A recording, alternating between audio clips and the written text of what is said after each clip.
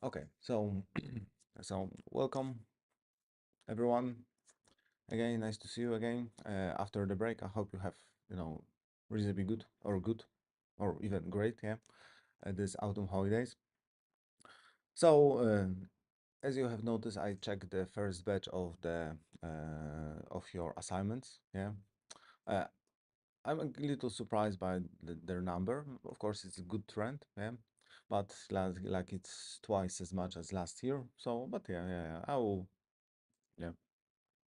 will manage, of course, somehow to check everything and also check the next ones before our next classes somewhere. So yeah, uh, I think they went quite well. Yeah, so I hope that most of you are satisfied with the results. But okay, so do you have any questions maybe? Yeah.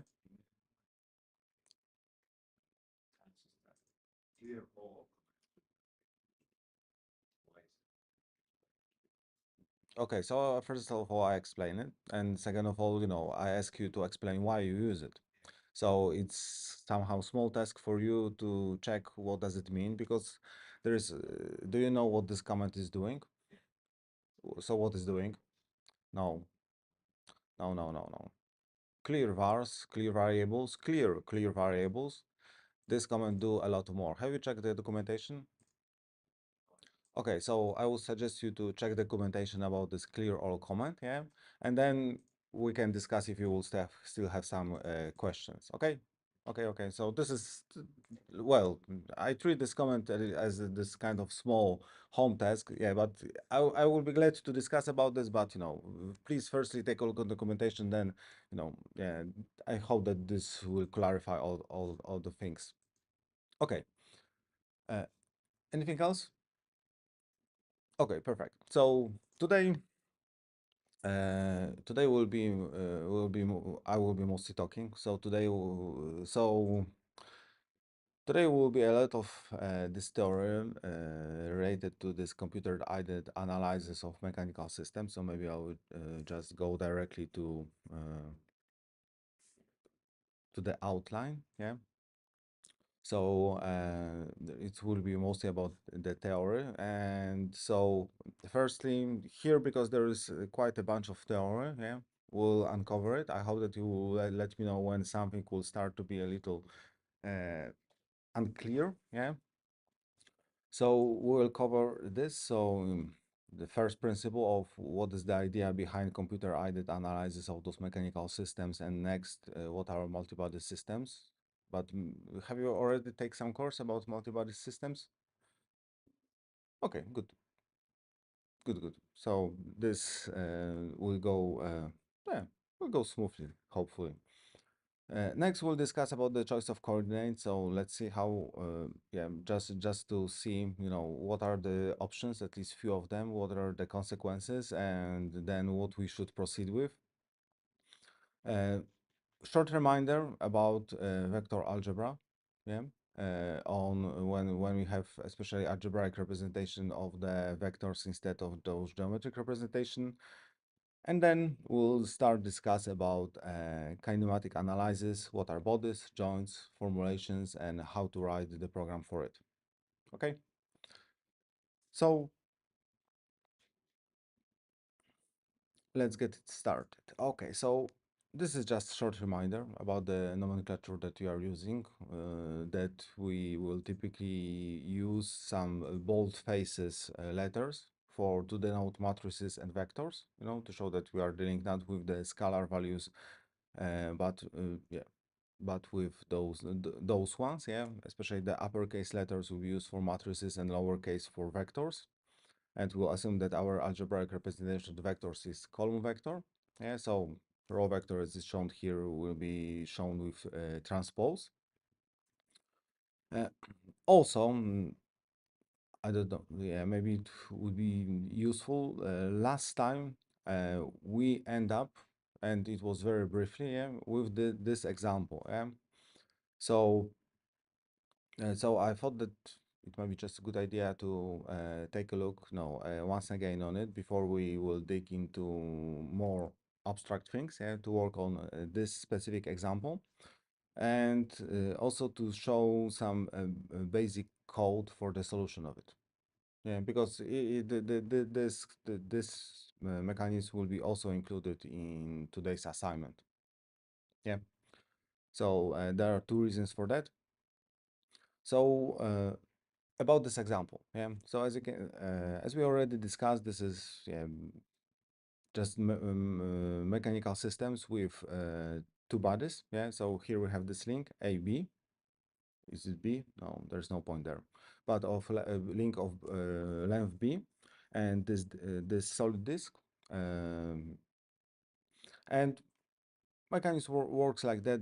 That yeah, here we have some angle for the sling. So of course it creates some other angle because we know what is geometrical properties here. That this disk is shown here with some eccentricity with respect to the center of this disk.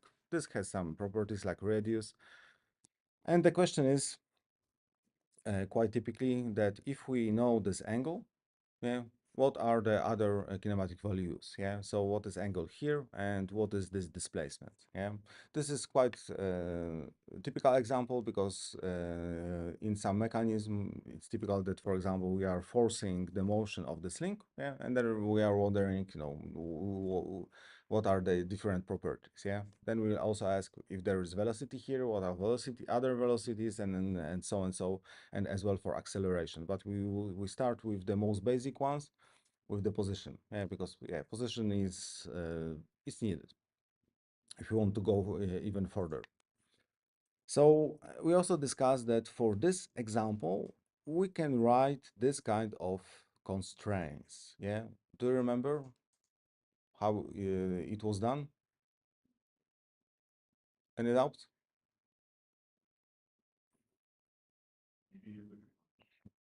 Okay, so let's see. Okay, yeah, no problem. So very briefly, this is equation. Okay, so how to solve this task? Yeah, yeah. So if you start from it, and there are many ways to solve it. Yeah, so we want to solve it in a way that it's suitable for computers. So we want to, and we are about this Newton-Raphson. So instead of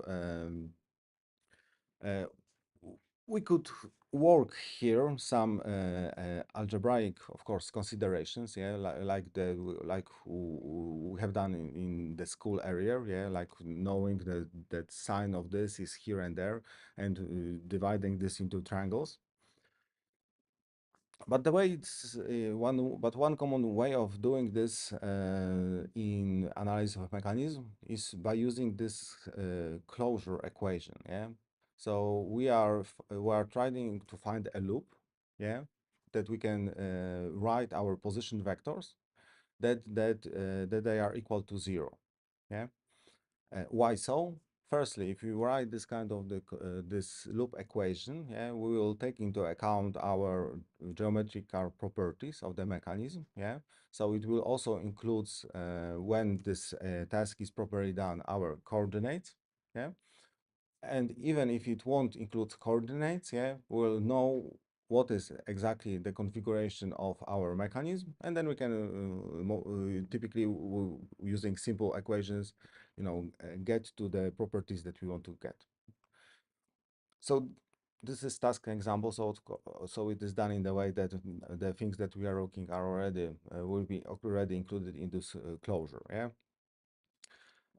And then we know that for each loop on the planar case, we can write two equations. Yeah. And this is simply because we are in 2D. Yeah. So simply vectors are two equations. Yeah. So this is the case that uh, that it works that way. Yeah. And thanks to having those two equations, we can have two unknowns.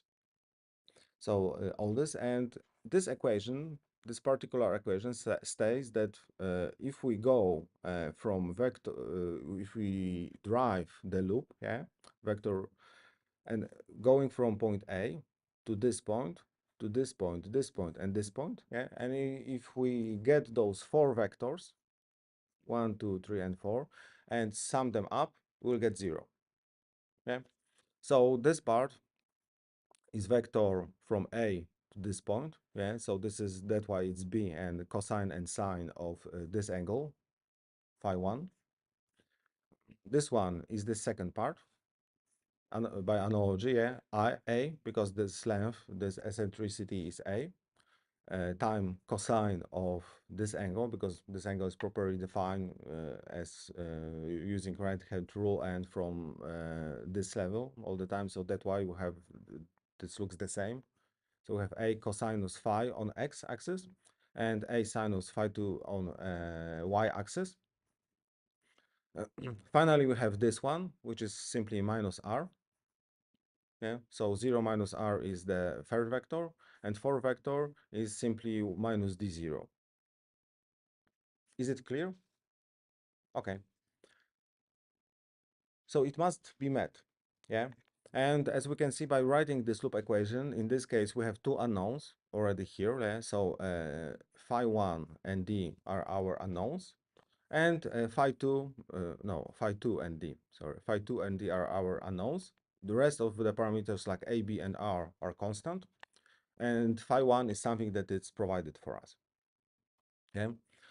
Because of those sines, cosine, this is nonlinear equation. Yeah. So one way to do this is just solving nonlinear equation the way we know. So for example, we're using Newton-Raphson method. Yeah. And to solve Newton-Raphson method, we simply need Jacobian matrix with respect to our unknowns. Yeah. So should I maybe derive it by hand just to make it clear, or is it simple enough? Okay, okay. So of course,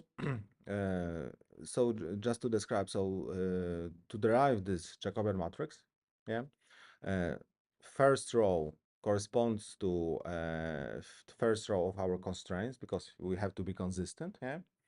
So the first column here corresponds to what? Do you remember?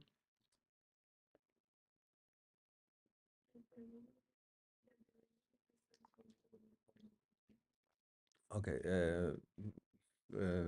You are. Could you speak a little louder because I haven't heard? Yeah, exactly. So what is our first unknown? You can deduct it from. Yeah, exactly. Yeah, phi 2. Uh, it's not written here explicitly. Of course, those unknowns are shown in vector u. Yeah, but here you can deduct it based on how it looks like. Yeah. So the u vector consists of two unknowns that are written here. Of course, no surprises here. Phi 2 and d, and that's all, man. So uh, you can check that, just simply first equation with respect to phi 2 looks like that, yeah, when you have partial derivatives. So the second column are partial derivatives with respect to d. So that's why here we have simply minus 1 and 0. Okay, and I think it's all, yeah.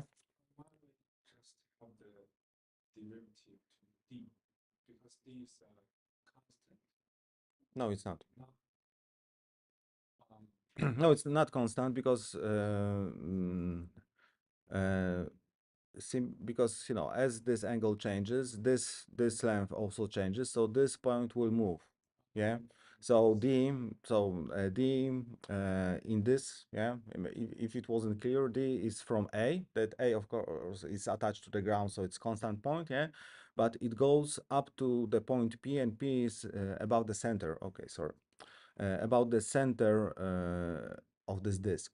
Yeah, so as this angle changes, this angle will also change. Yeah, and this point will move. Yeah, because we assume here that it will be sliding.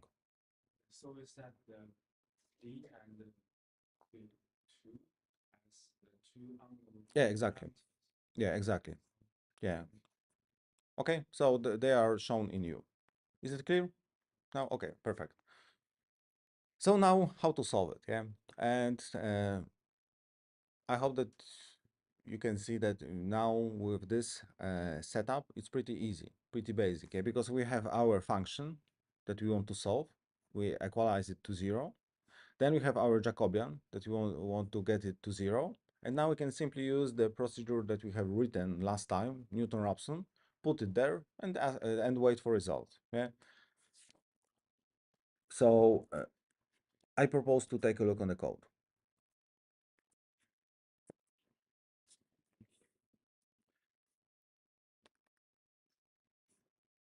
And it's a little longer than it must be because of educational purposes. Yeah. Uh, but maybe it must be like that. So of course we need to code those two functions. Yeah. So one function is the function of the constraints. Yeah. And the second function is this Jacobian function. Yeah. So we can write it in many ways. Yeah. Here it's written that it takes u, so our parameter of the unknowns as it was shown on the slides. Yeah, that consists of, here you can see that phi2 is at position 1 and this at position 2. A, B, and R are some constants. Yeah, maybe they should be nicely grouped into some parameters, but here is specified just like that. So those are constant values, yeah, that came from geometry. And phi1 is our known value. Yeah. And simply, this vector equation here, after decoding from u phi1, phi2, and d, is just, it's just a rewritten version of the equation on the slides. Yeah. So this is clear, I suppose. Yeah. The next element is Jacobian, similar, because many elements gets simplified it only depend on a. Yeah. And u, of course. So, and even from u, it's only about phi2, but it's not so relevant. In either case, everything that we need to write this Jacobian is here. Yeah, so you can see that it's just rewritten this matrix two by two in the form of our Jacobian. Okay, clear. Uh, so what about our code? Yeah. So firstly, here I just write as a reminder what is in u. Yeah. Uh, Then we get from the slides what are the constants. So lengths A, R, and B. Yeah, just taken from there. Phi1, we operate with radians. So that's why I just use this helper function dec to rad. Yeah, we could. It's even more clear than using direct equation, because now you can directly see what we are trying to do. So we are converting it to radian, like 40 and 40.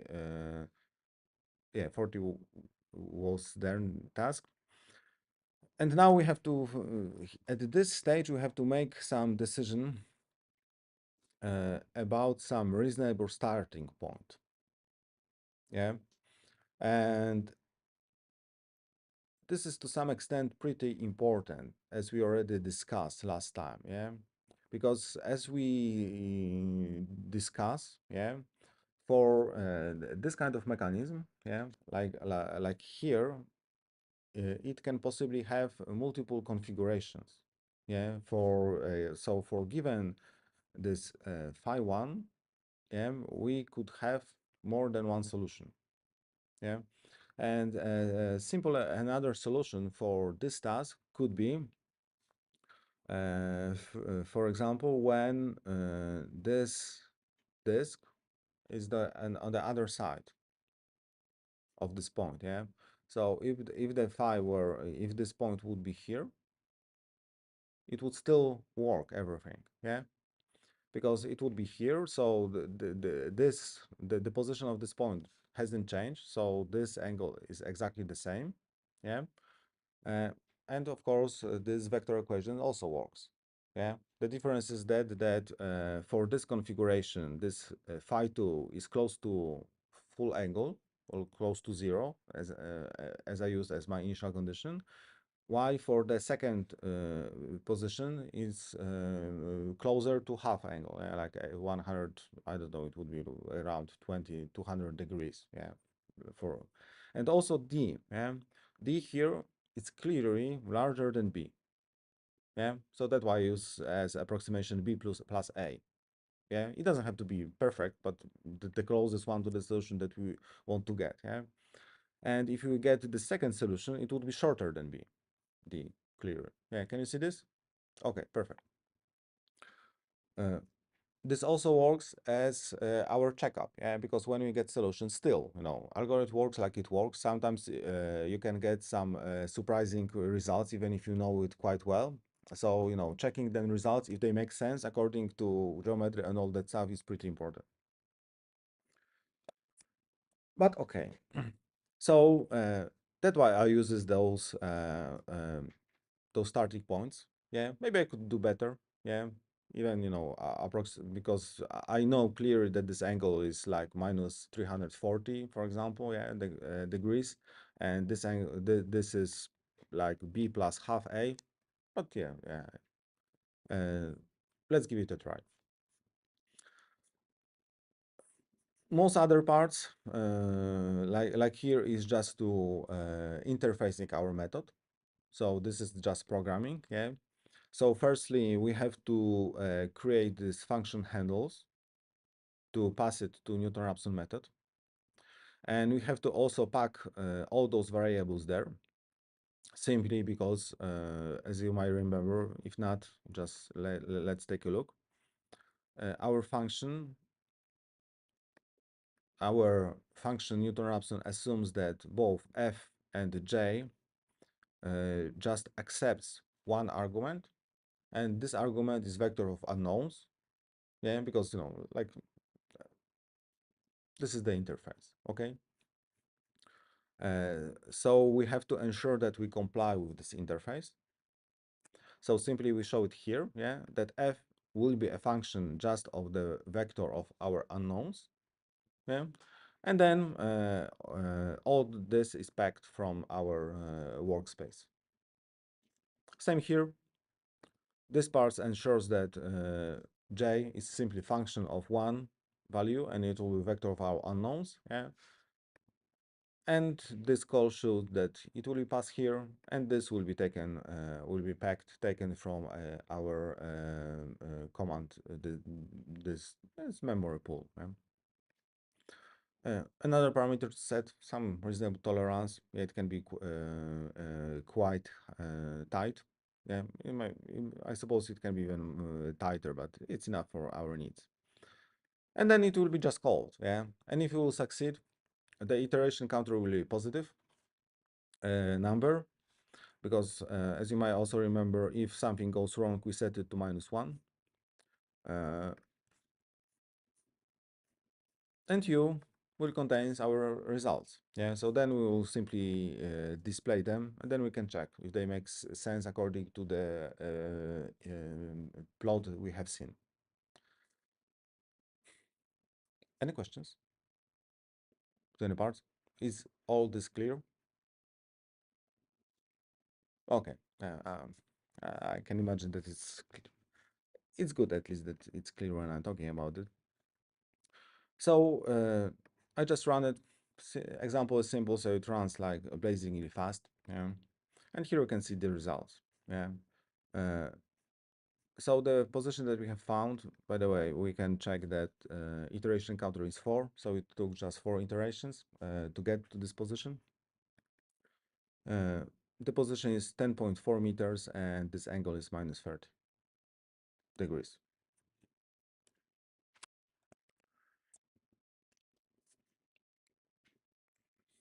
Does it look reasonable to you, those numbers? Do they look reasonable? Then this angle is -30 degrees, and the length is 10.4 meters.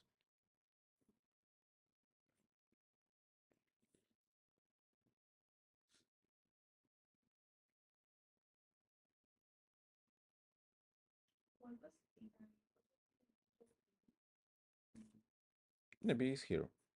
It's written here.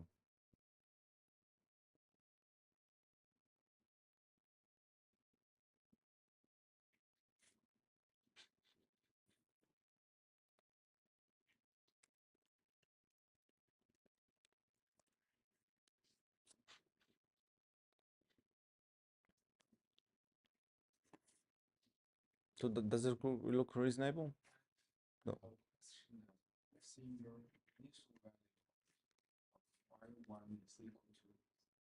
Yeah, phi 2. Phi 2, yeah, was 0, yeah, yeah. No, no, no, no, no. It was the initial value for our unknowns. No, no, no, no, no, no. I think that phi 1 equals 0 has no solution. Yeah, no, no. So, so let's get back to the code, yeah. And here we can see that phi 1 is 13 degrees. So maybe this line, I suppose that it would be better to put this line here. Mm, yeah. So the initial value of 0 is for phi 2. So this is something that we are calculating, yeah. And then we are trying to get this solution that phi 2. So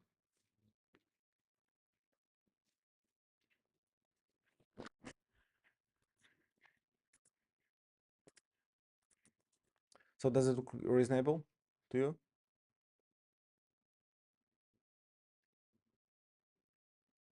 Any thoughts?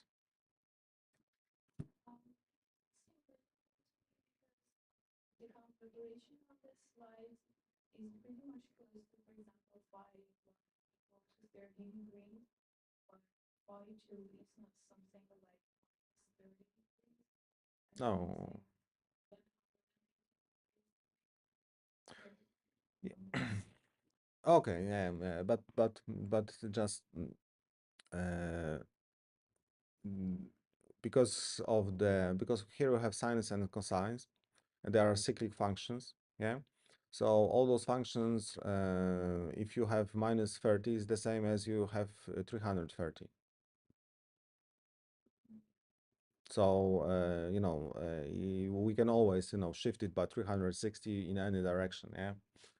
So it also depends how do you count it. So because if we simply plotted the second way, yeah, I don't know why.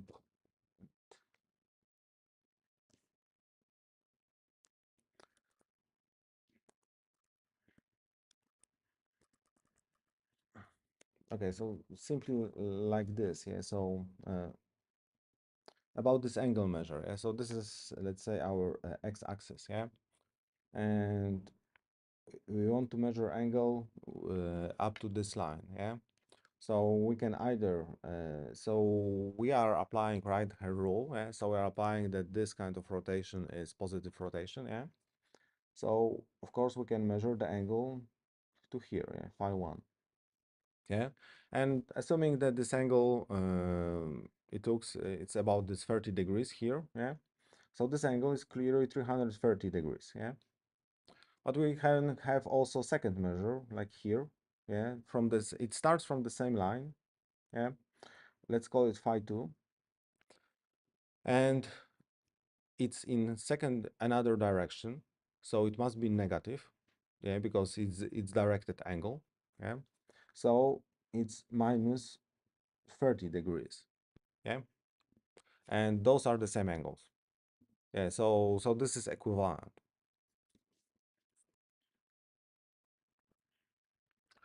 I have to, yeah. So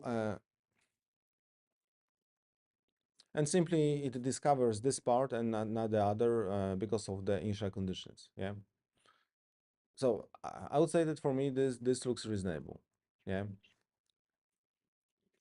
because then we have simply b plus a times I think it's sine of 30 degrees, something like that, yeah. Because it's along cosine of 30 degrees. Yeah, because sine would be here, so it's cosine of 30 degrees, I plus b, yeah. Uh,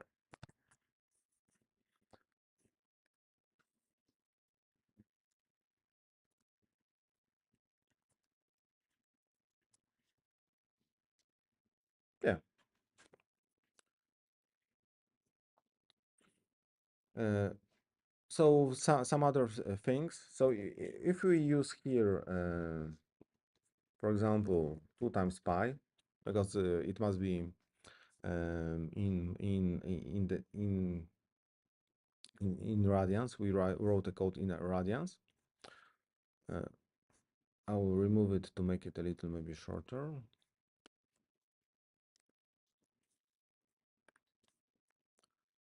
Now you can see that we get another solution that is fully equivalent to the one that we got, and it's 330 degrees. And simple reason for that is because we just use here different initial conditions. Yeah. I suppose that we could even try to get the second solution. Yeah, let's give it a try, because we tell that if we just turn the angle by around 180, maybe a little more, and use some shorter distance, yeah, so we will start just looking from the other side. Maybe I'm not sure. Yeah, yeah, but as you can see, we're able to get it. So we get also a totally valid second configuration of our mechanism. Yeah, that went into the another direction. That's why it's also important to get this position pretty close. Yeah, and then just examine visually if this solution that we get makes any sense to us. Because that computer will solve whatever. Yeah, he doesn't care about physics too much. Yeah, we have to ensure that what we are solving is meaningful. Okay. Any questions? Is it all clear? Okay, perfect. So let's get back to our initial code. And like always, I will upload it for you to the Moodle.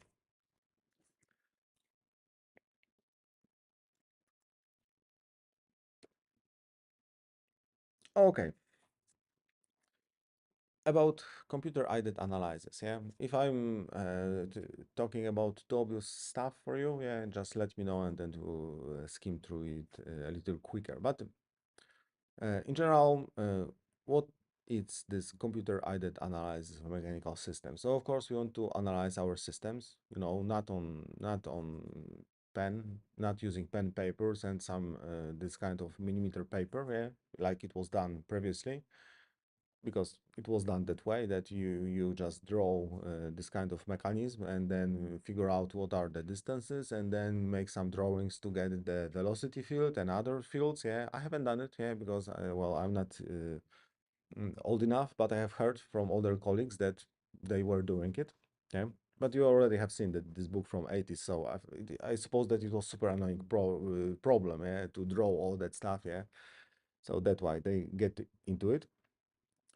So of course, now maybe it's obvious, but you want to generate this kind of virtual representation of your system, yeah, and analyze it before you even made it, yeah, to see how it goes, yeah. So of course, we are limited on time resources, and so we will just perform the most basic analysis, but you have to start small to build on it, yeah.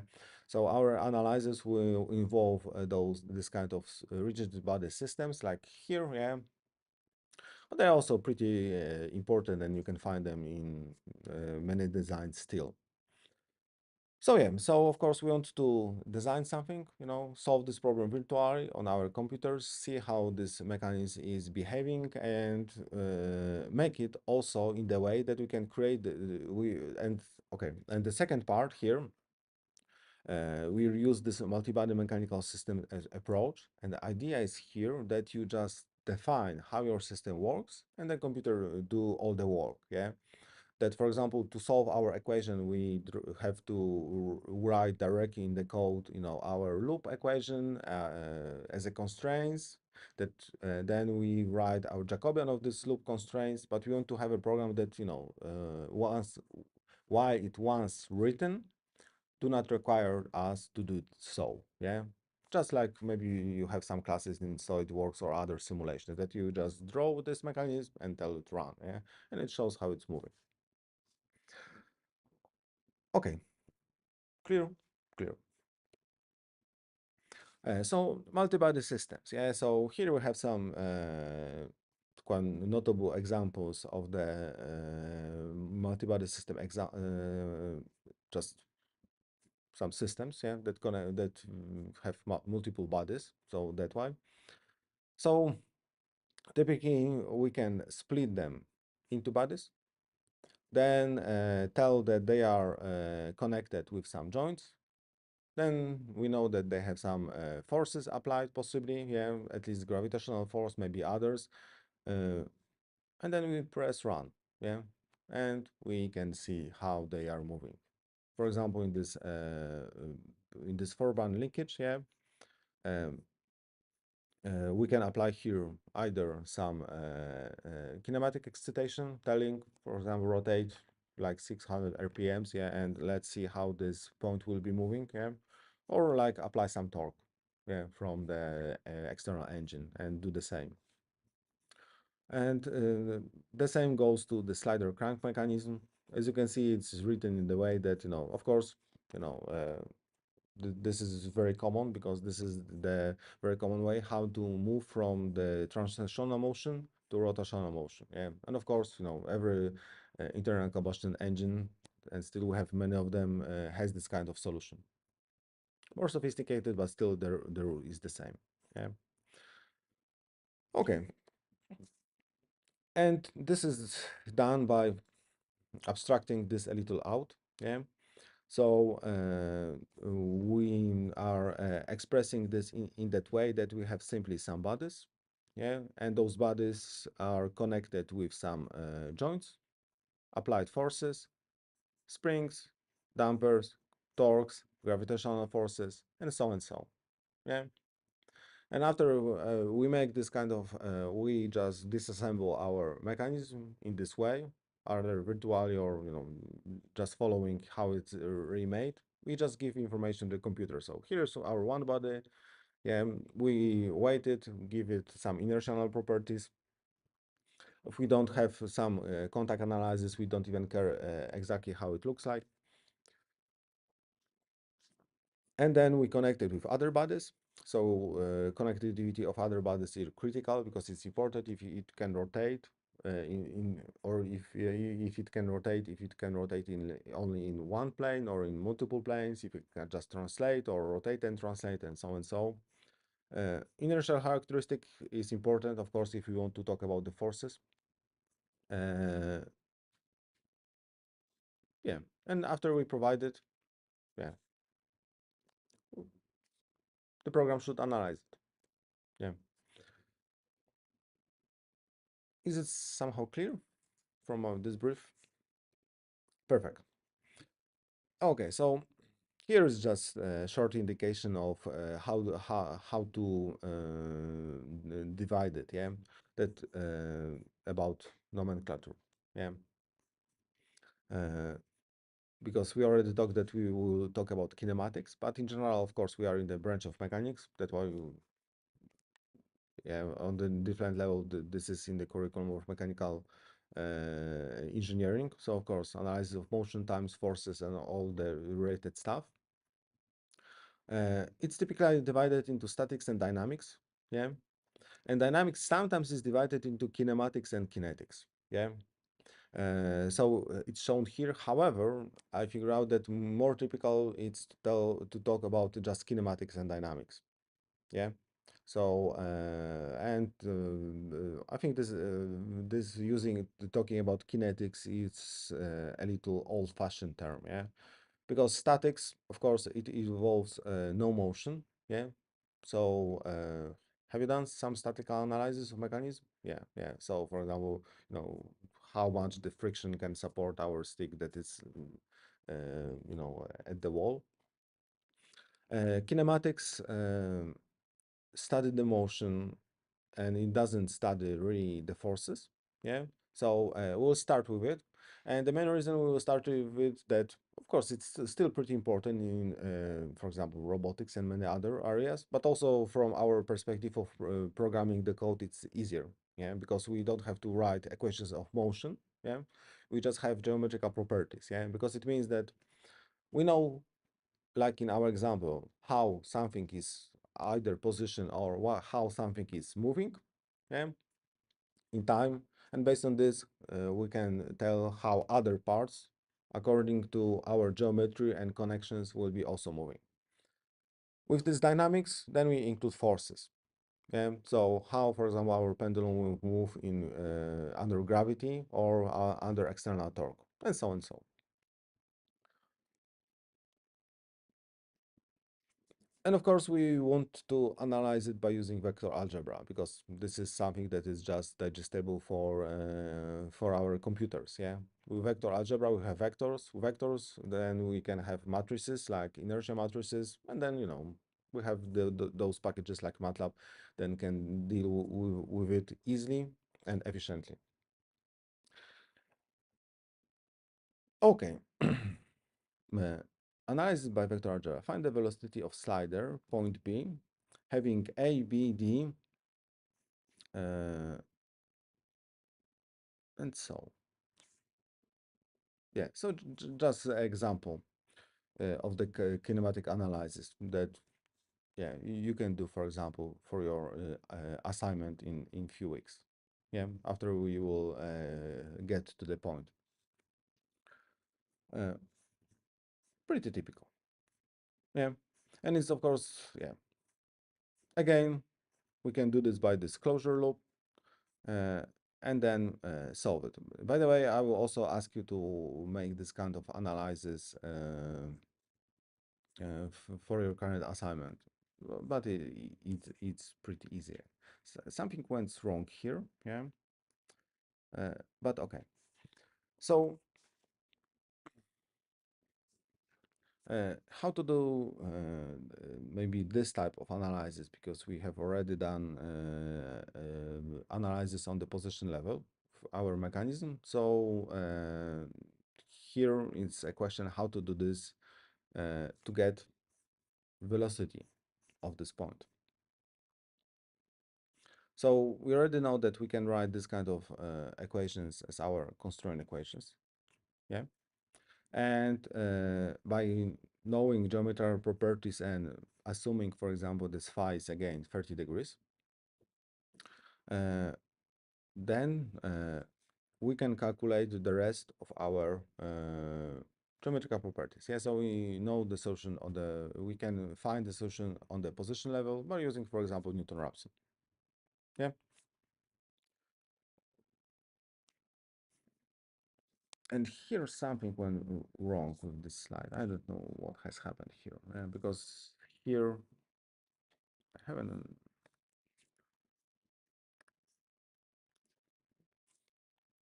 Yeah, now it's better.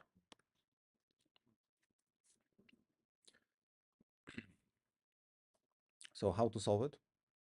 Uh, we have to go to time derivatives. Yeah.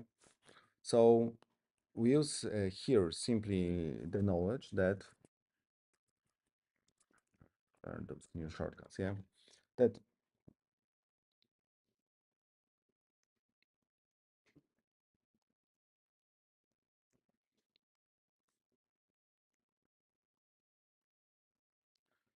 that those are our constraints. Yeah, of course. Yeah, and from those constraints we can calculate u. Yeah. So of course, from those constraints, we cannot calculate velocities.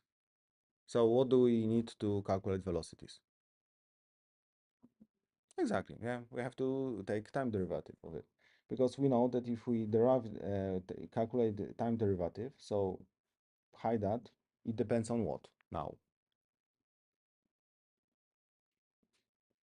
On u, of course, because it depends on the position. It must depend on the position because this is not invalidated. But also it must depends on the velocities because we internally will derive it with respect to time, yeah, and possibly can also depend on time, yeah, if our some of our variables depends on time, yeah. If there are, we'll talk about this. If we have this kind of driving constraints, then this depends on time for just geometrical constraints. it doesn't depend on time, yeah, because the geometrical constraint tells that this point is here, yeah. So this is just geometry, yeah. So this geometry doesn't depend, at least it doesn't depend explicitly on time, yeah. So also derivative doesn't depend explicitly on time, they depend on time only because of the velocity of the coordinates. So yeah, so with knowing that, we just calculate time derivatives of our constraints, yeah. So constraints were like here, and when we take time derivatives, it looks like here, yeah. And of course, we know here that some values are constant, so they do not contribute to time derivatives, like a, b, uh, yeah, and some are our coordinates, our variables, yeah. So of course, phi is our coordinate, yeah, because uh, it's given here, but it is still can change, yeah. So it's given in the way that it's not always like that, yeah. But this is configuration and specific time instant, yeah. So because it's just configuration, it's still a variable, and it will change, can change in time. Especially you can see that this phi is provided here, but here we also apply this angular velocity to the link, yeah. So it's clear that as time will advance, this angle will also change, yeah. So that's why we have to include its derivative, and we even know what is value of this derivative as written here. Okay. uh,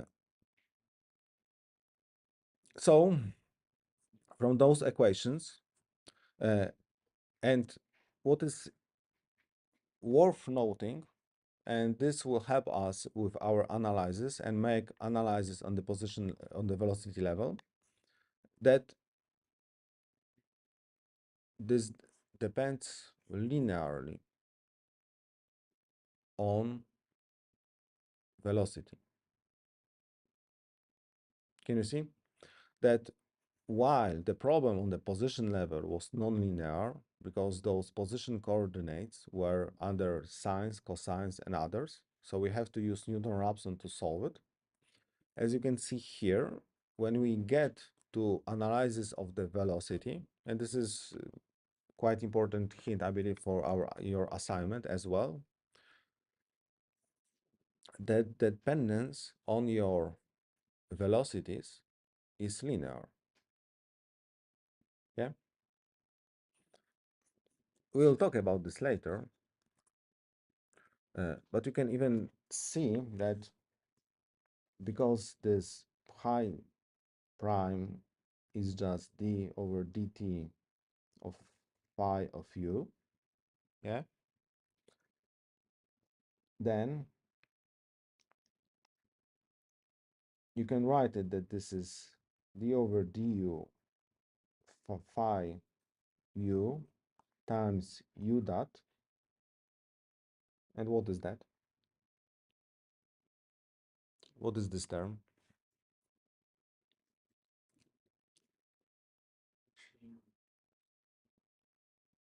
No, I'm asking about what is this term. Yeah, yeah, so of course we here we have d over dt of phi of u, yeah.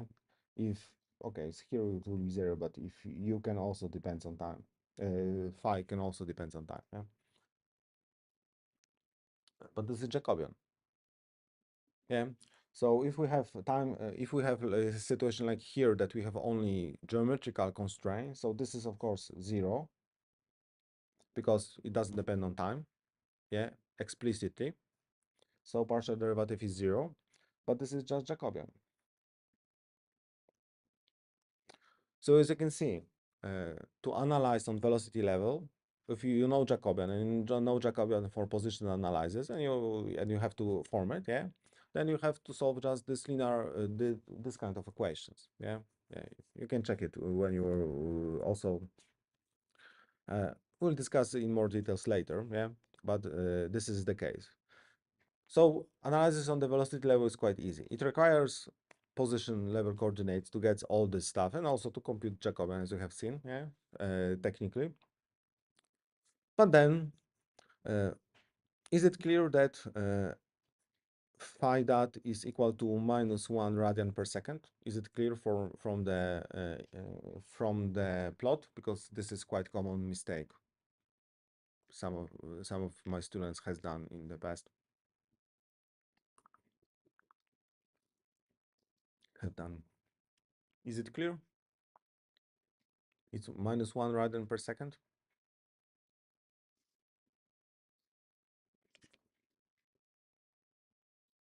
Despite what is written here, because here it's written, so maybe here is a little, in consequence, but here it's written value of this angular velocity, yeah. But for our analysis, our convention is one another, that how we measure our angles, yeah. So we measure our angles according to this right hand rotation, yeah. So so as well as in case of the angles that are measured in other direction, we have negative angles. The same here, yeah.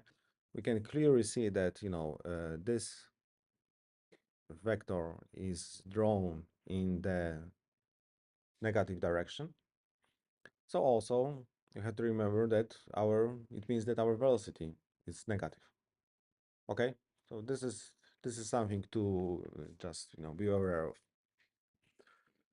And simply from that, and having vector algebra, yeah, we just make this derivation, very basic derivation, uh, and knowing this, once again, two equations. Now they are even linear equations. Uh, we can quickly calculate using software like MATLAB what is position, what is velocity. Okay, perfect.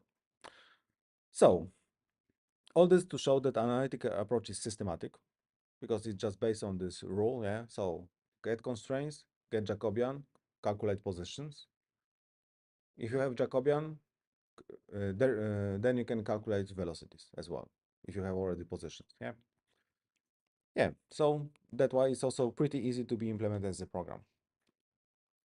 Uh, Now it's about coordinates. Have you discussed coordinates on your courses? Types of coordinates that are used? Okay, so I'll go through it quickly. So this is one of the important choices of how to describe the system. So what are your favorite coordinates? Do you have your favorite ones? Hmm? Uh, okay, so for one problems, one coordinates are your favorite, and for other problem, another coordinates are your favorite. Yeah, of course. It also, yeah, I also use this approach. Yeah, if problem is simple, my favorite ones are the easiest one, like in pendulum. Yeah, when it became more complicated, sometimes you have to, make analysis for something else. Yeah, but yeah, but in general, of course, yeah, all those considerations depends on the problem. However, we have to make some choices. Yeah, so our choice will depend on what? It's written here almost on simplicity, because we don't want to make our lives too complicated, so we will choose something that is just simple. Yeah. Here is the writing about efficiency versus simplicity, and it goes that way that typically, yeah, when something is pretty simple to write code and done, its efficiency it's not so great, but well, it's never so easy. Yeah. But in general, here on the slide is written our goal for this course. So pretty simple, but still general purpose program that can analyze a variety of mechanisms. Yeah. Uh, and the input for this program will include parameters like number of the bodies, how they are connected. So it means that, which bodies are connected, how they are connected, uh, if there are, for dynamics, if there are some forces applied, and how they influence the motion, and some characteristic that we need to provide to solve it. We can get what we need just from analyzing our equations. Then the program must collect all this information, generate equations and solve them and present results for us. And so this is this hard part. Yeah. And this trade-off between efficiency and simplicity depends, among others, about choice of coordinates. Yeah. Uh, as you already know, simply equations of motion, whatever, can be written in different sets of coordinates. Yeah, smaller sets, larger sets. It can be those, some joint coordinates, those generalized coordinates, some kind of minimal sets of coordinates, Cartesian coordinates, natural coordinates, and some things, I suppose, in between.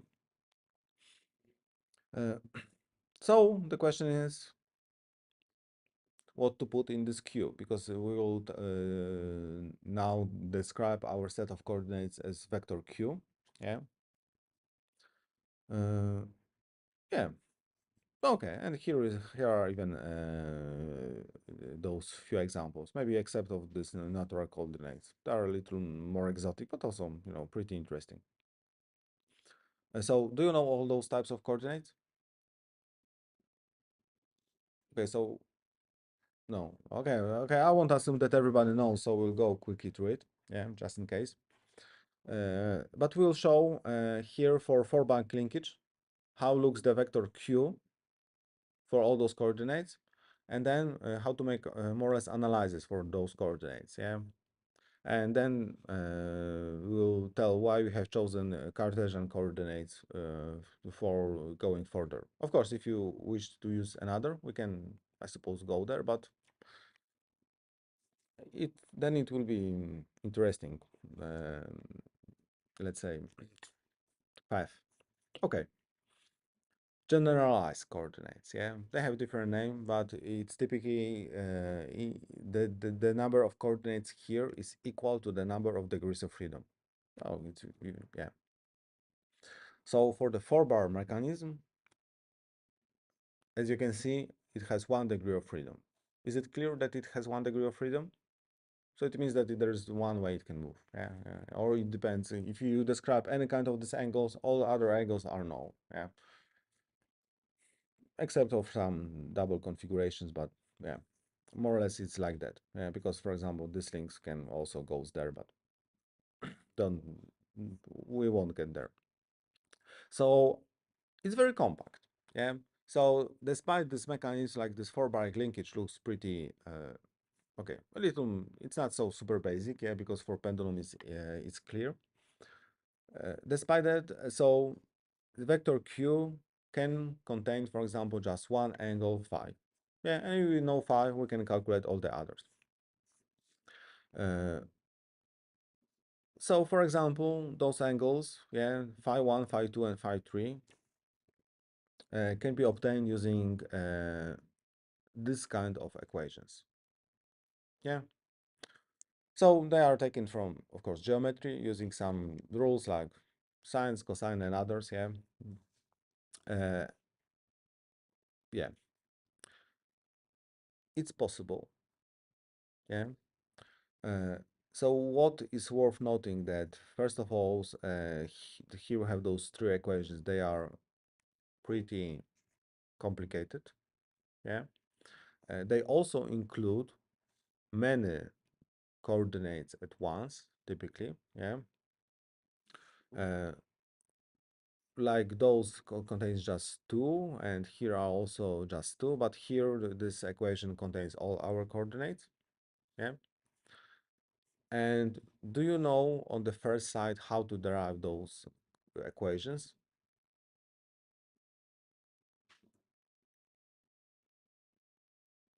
Or just is it okay? So in general, it's not so trivial to derive those equations, yeah, because they clearly depends quite heavily on topology of the whole mechanism, yeah. So general coordinates are great because they are very compact, yeah. But if you want to get information about the whole mechanism, you have to derive this kind of pretty complicated set of coordinates, then depends quite heavily on the topology, yeah.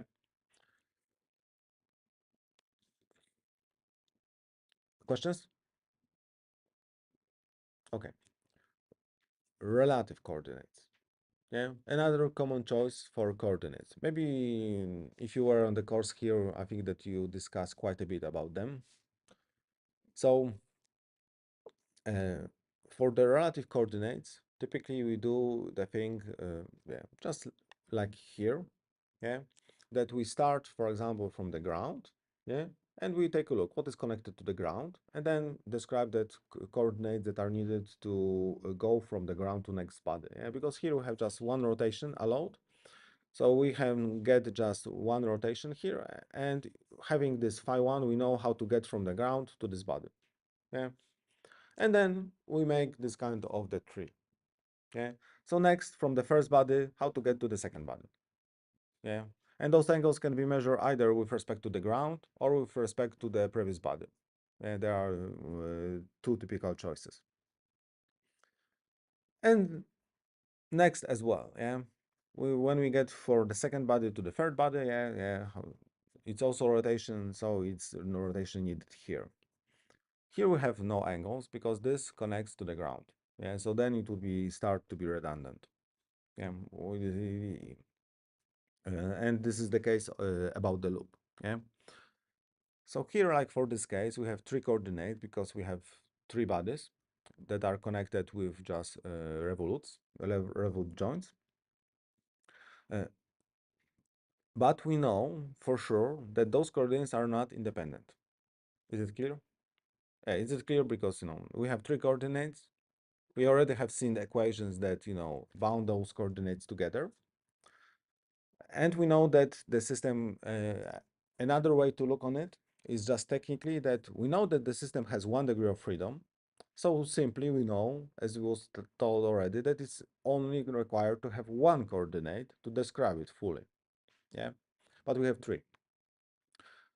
So for sure, there are some equations that we can write that interconnect those coordinates. Yeah. So what is connection? What is equation that interconnects those coordinates? You already know it.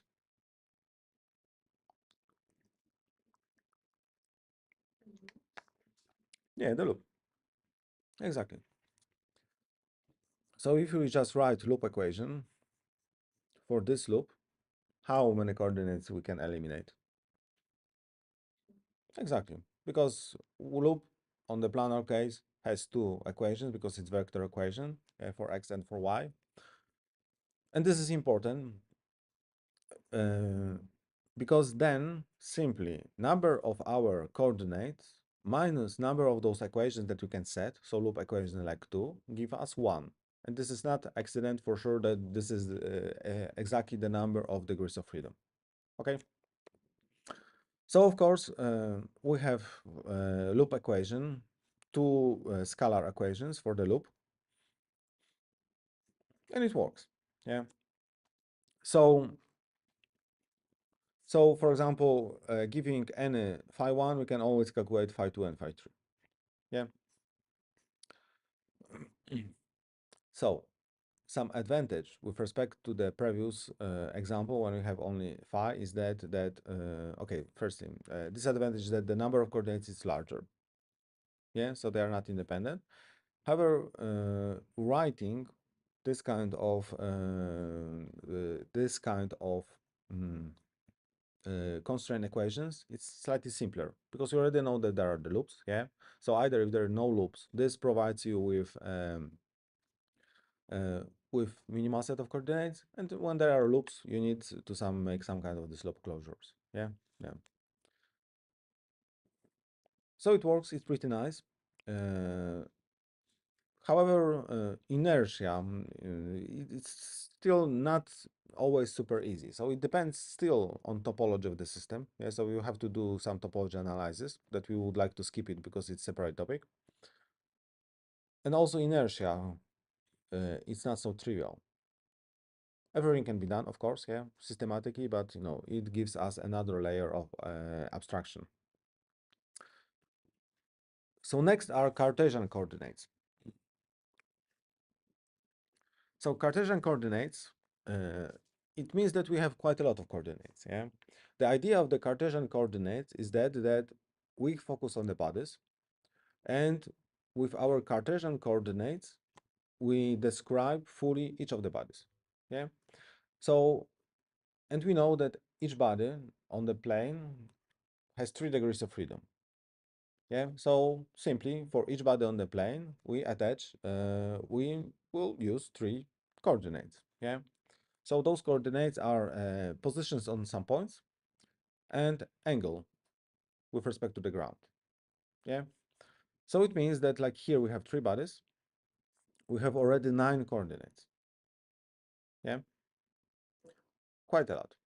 But idea is very simple, yeah, because it's super easy to know what are our coordinates because we just take a look. Okay, we have body, so bam, we add 3 coordinates. It's position of the center of mass, for example, if we care then later about dynamic analysis, but location of some point plus angle with respect to the ground. And then we know where is this body. So we have quite few of them. So but still the system is the same. Still, the system has 1 degree of freedom. So now it means that we need 8 equations, 8 constraint equations to get um, mm, the motion of the system. Yeah, clear? So now the question is how to get those equations. An idea?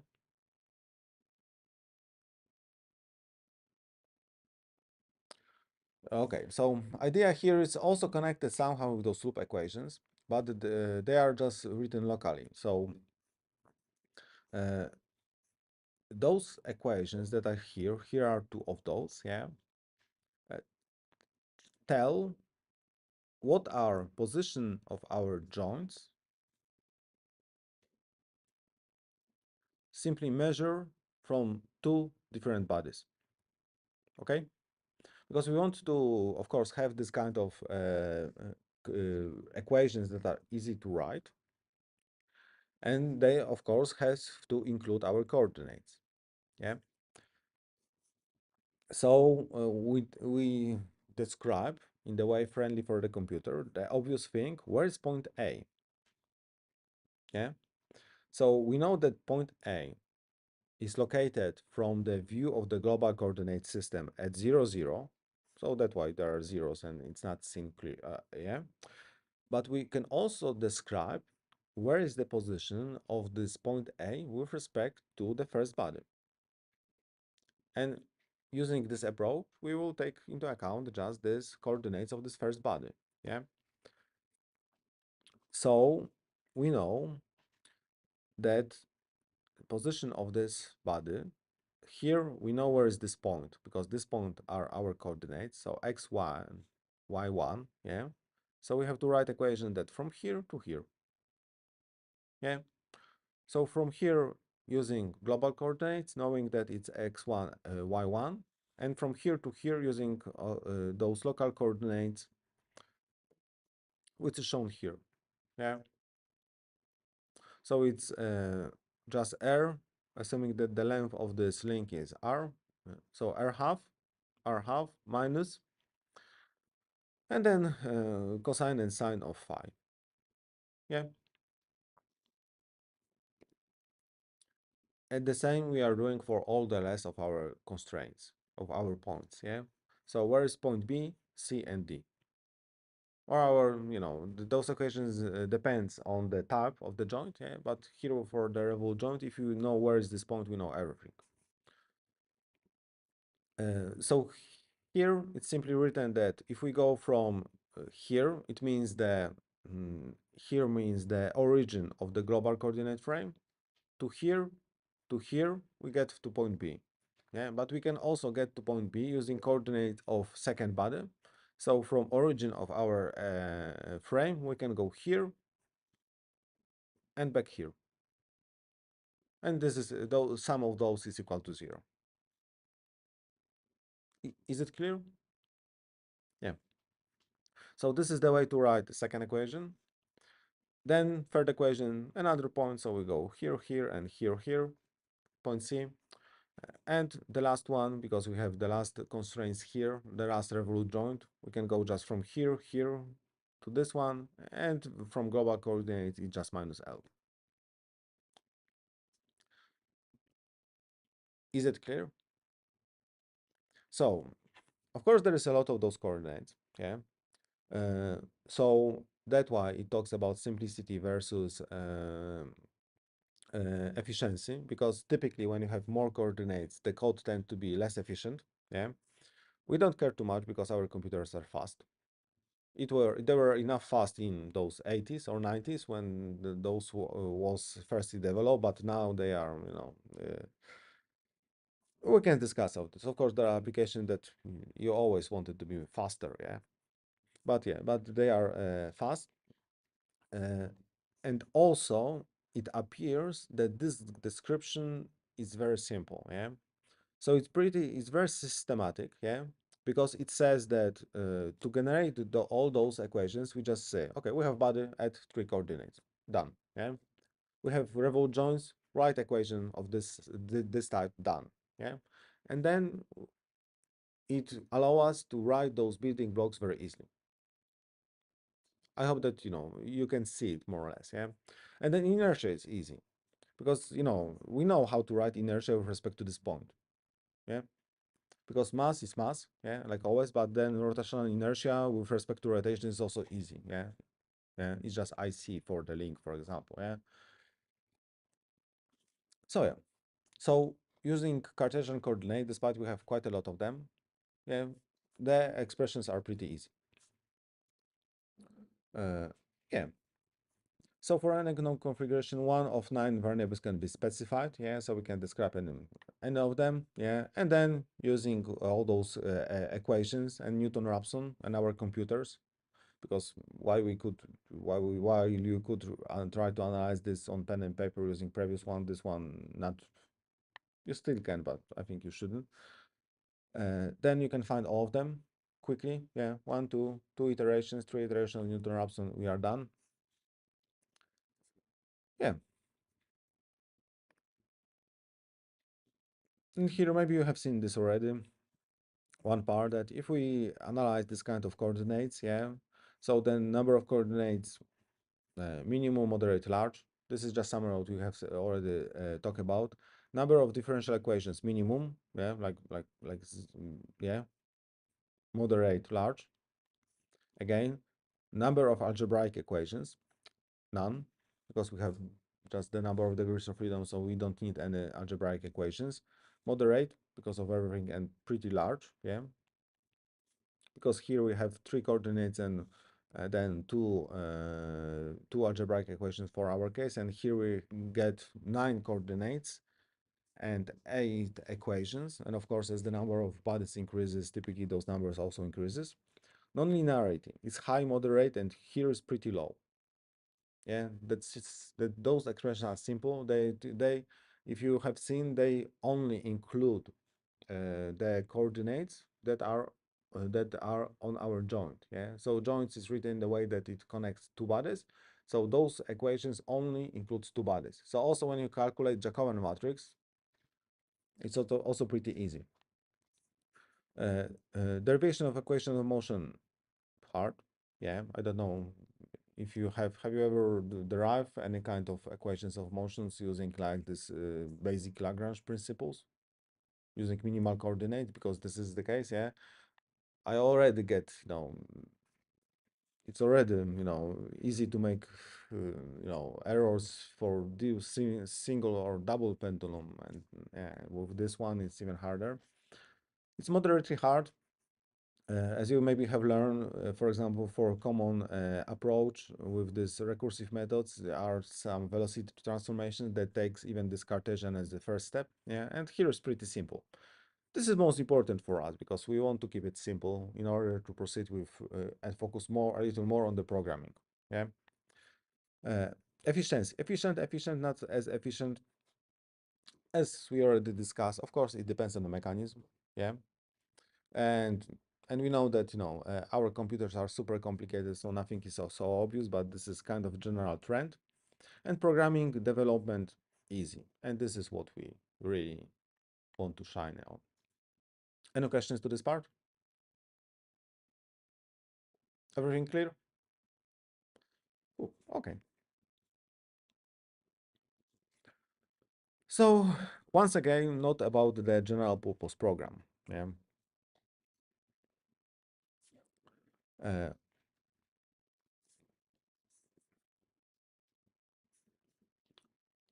so what we want to get, yeah, from this program using hopefully small programming effort, uh, that we have to provide some data from the user. Yeah, I think it's quite clear. And the way that we want to get data from the user is, yeah, we won't do anything fancy. We most likely will write this script for, so kind of driver, yeah, to call, and that will tell what are the things. Then we want to generate equations of motion, yeah. So based on this user input, that will tell us what are the bodies, how many bodies, what are the, like joints, what are the forces and others, generate those equations, solve them, either using Newton-Raphson for kinematic analysis or some ODE solvers or DAE solvers for dynamical analysis, and then provide some result for the user. So in most cases, just make some plots, yeah, in the simplest case. Often it's done the way that that point one is called pre-processing. Yeah, when you build your model by clicking, writing, or whatever. Uh, Point two and three is analysis. Yeah, so how to gather all this information, solve them. And four is post-processing. So analysis of the result. So from the user perspective, I believe, the most important is point one, that you can generate the model, tell what is the model easily. And point four, to nicely analyze the results, to go with your design. And for us, the most important is analysis. Yeah, because this depends on the perspective. Yeah. So like one and four is a more user perspective. We still need to have it in a reasonable way. Yeah. But the main emphasis is on this analysis stage. This is the, yeah, this must be done correctly. Okay, clear? Sounds reasonable? Okay, so as I can see now, we get to a little about geometric vectors, geometric analysis. Do you remember all this stuff like dot products, cross products, representation, transformation, rotational transformation? Okay, so we'll go through it pretty quickly, yeah, because we need those because we talk a lot about those transformations, yeah, vectors, and those operations are important to be sure that we remember all of them to be able to write, for example, constraint equations. Yeah. So of course, what we have learned firstly was about geometric vectors. Yeah. And we know that it has magnitude and direction. Yeah, so that's why we can write it in the way that it has some kind of magnitude, and here is some unit vector. 0, null has no magnitude. Yeah, I think it has no direction because rather magnitude is 0.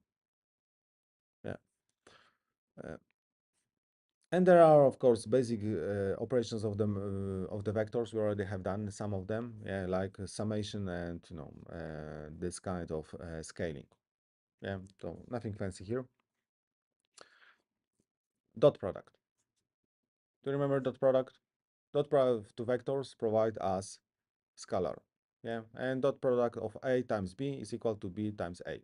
Pretty nice, yeah. It's written that way, but we are of course more interested in the way how to write it using algebraic vectors. Yeah, and with this we can just multiply corresponding multiply and sum corresponding coordinates. Yeah. What is of our great interest is that when the dot product is zero, yeah, and dot product is zero from the definition when vectors are orthogonal, yeah.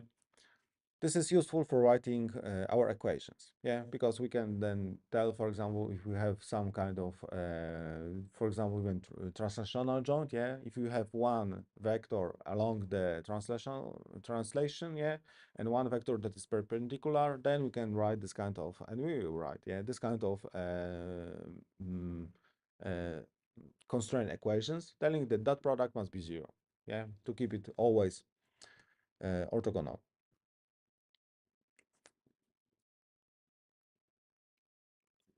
Further, yeah. Similar cross product.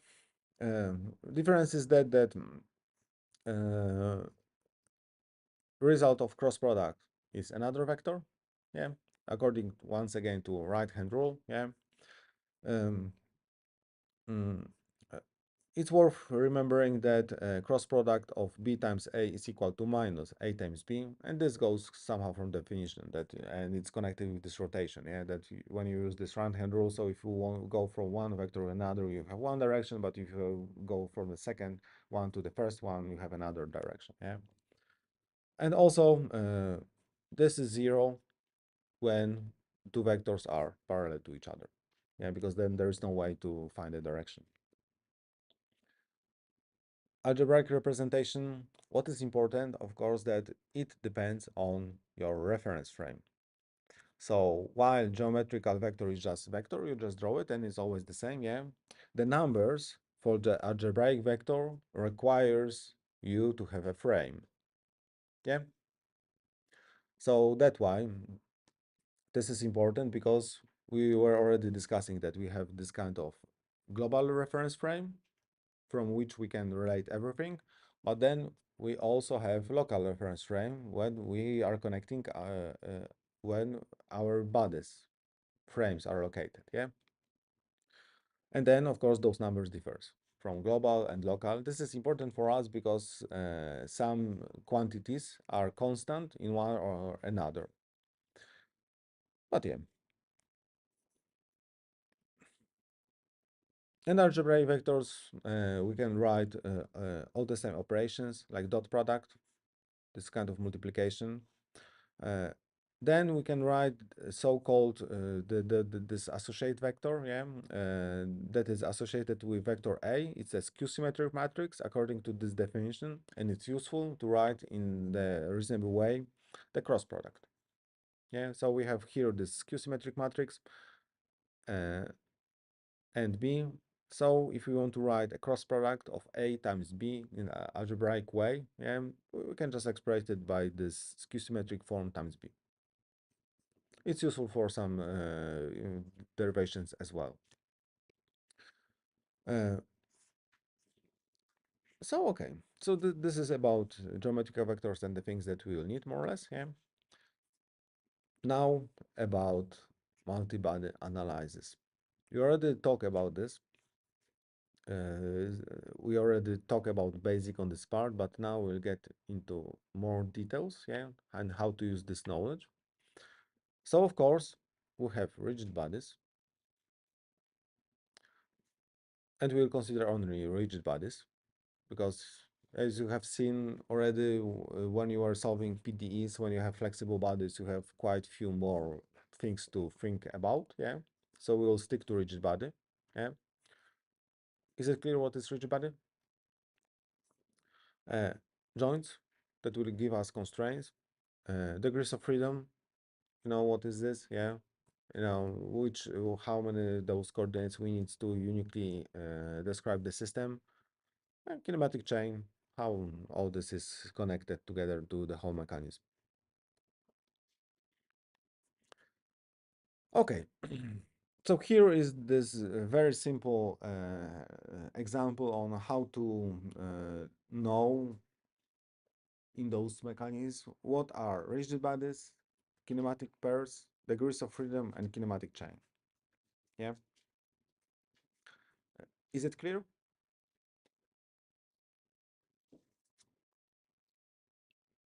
Or maybe we'll go through it.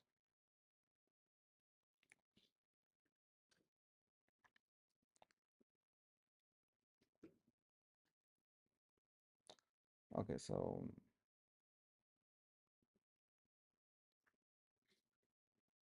uh, I will draw it.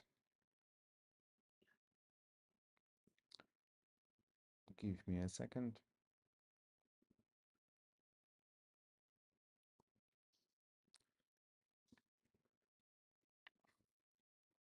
So rigid bodies, dots, doves, and chain. Okay, I draw two of them. I will draw also the third one.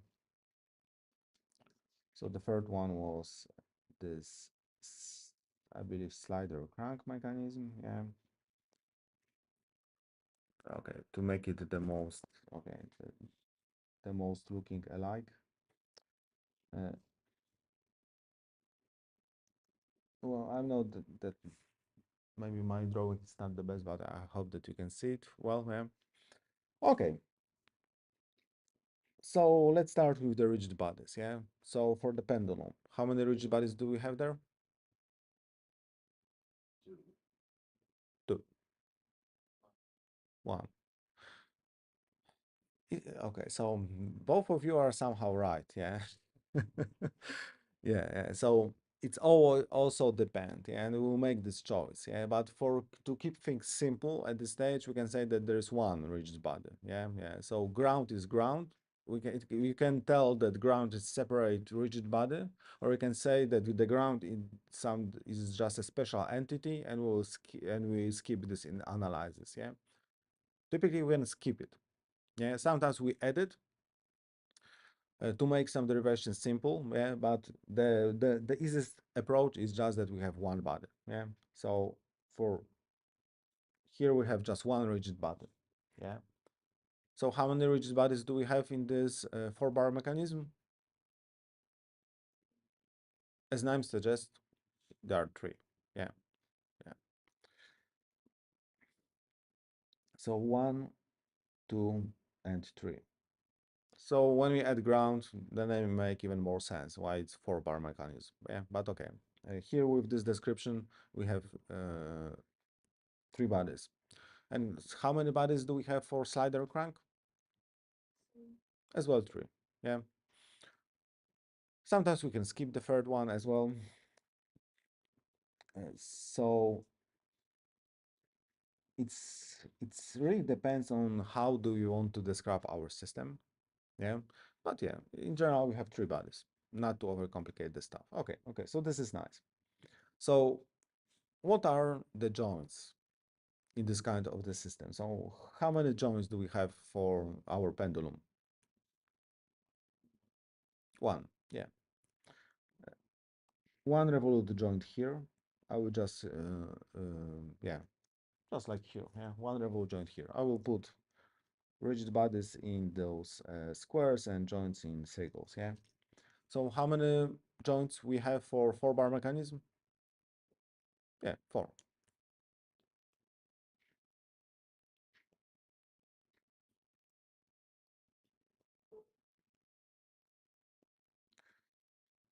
And how many joints do we have for a slider crank?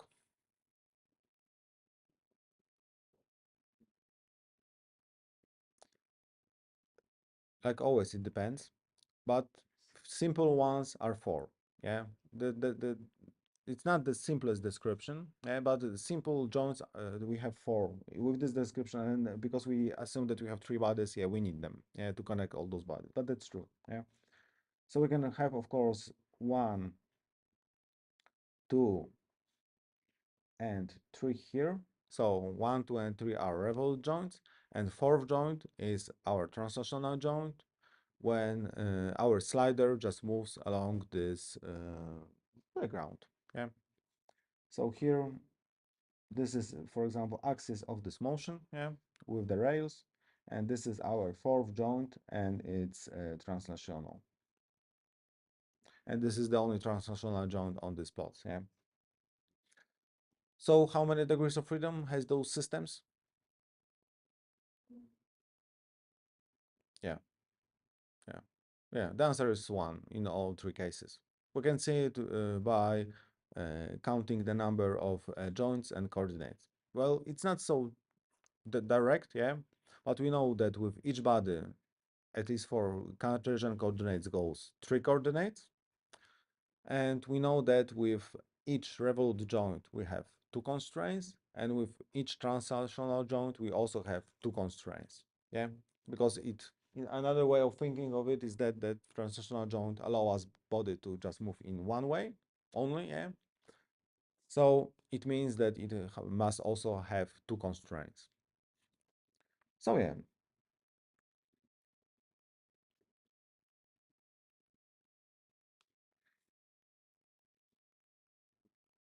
The OF is equal to 1, yeah, and we also can see that we have 3 times 1 minus times 1. It means that we have 3 coordinates times 1 body minus 2 constraints times 1 revolute joint, and here is the same. Similar, that we have 3 times uh, 3 minus 4 times, no 4, but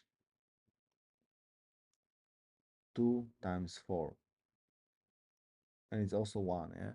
So we have 3 bodies. Each body has 3 coordinates, and we have 4 joints. Each joint has takes 2 degrees of freedom, so we end up with 1 degree of freedom. And here is the same equation for the slider crank. Is exactly the same case like for the 4-bar mechanism. And chain is the whole, yeah. Yeah, so kinematic chain, there are just one mechanism, yeah. So if we talk about kinematic chain, so those whole parts are kinematic chains.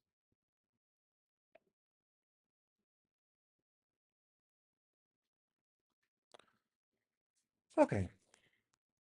Any questions? Any doubts? Yeah. So you know how to analyze those kind of multibody systems, which is super nice. Yeah. So it will make our life easier. Good.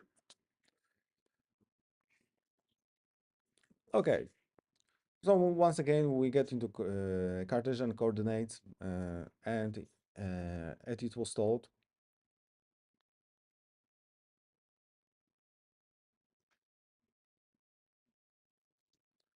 when we should end, 11:15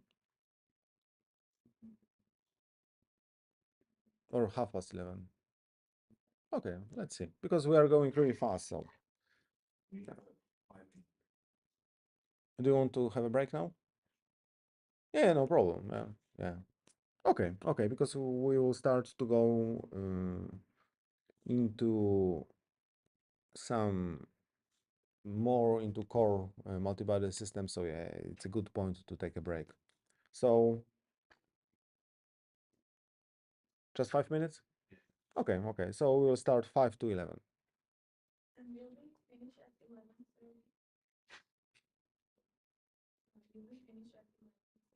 Is it important?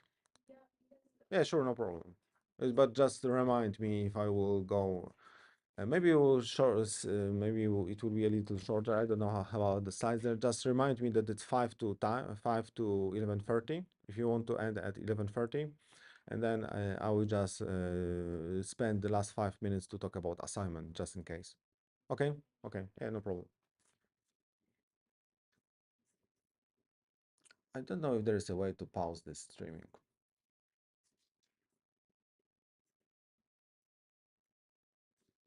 Okay, so this is something to learn, so I will just put a note for myself, and now not to screw up, I will just leave it going with the settings.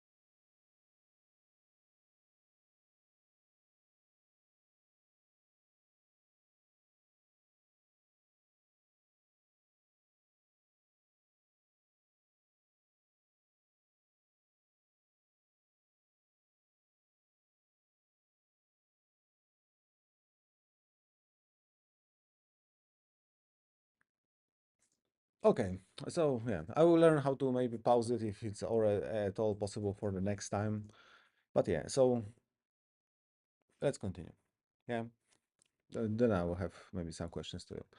But okay, so as I think that it's already clear that we use Cartesian coordinates for our next task. Yeah. So Cartesian coordinates creates reference frame directly for each of the bodies that we described, yeah, because we have position of this reference frame, like it's shown here, yeah. We need global reference frame, and then we have those reference frame methods, yeah. Uh, Local reference frame, sorry. Uh, this method sometimes is called then reference point formulation. Uh, And we know where is this reference frame because we know the position with it, x and y on planar case, and we know the angle, so we know everything that we have to know how to go from one reference frame that is global to body reference frame that is local reference frame. Yeah, uh, angle and position with respect to pi o. Yeah, so we always have common global reference frame that is inertial reference frame, and we'll describe everything with respect to it. And of course, so we know how to describe position of fixed point S. Yeah, this is pretty useful because when we have rigid bodies, we know that by definition the length of each of those points or position of each of those points is always constant for a rigid body with respect to its local reference frame. And we'll use this properties a lot, yeah. So we always know what is S, and S is always constant. And but we have to go and write our equations in global reference frame. So we need to know this transformation from how to describe S in global reference frame using local reference frame. This is one of the very bases of this method.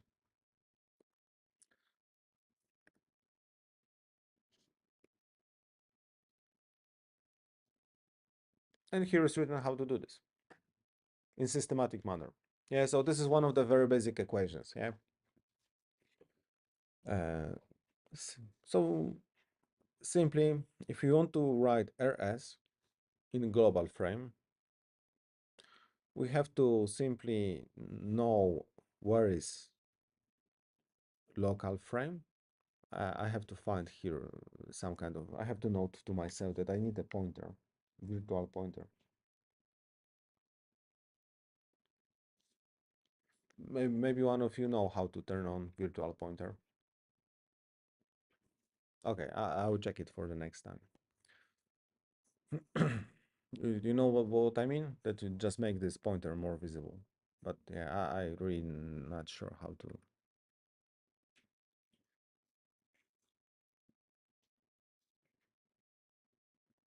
Okay, uh, uh, maybe better. I will search for next time. Uh, so okay, so once again,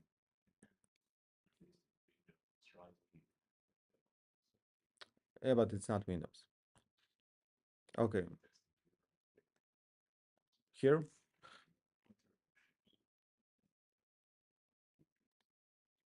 Okay, it's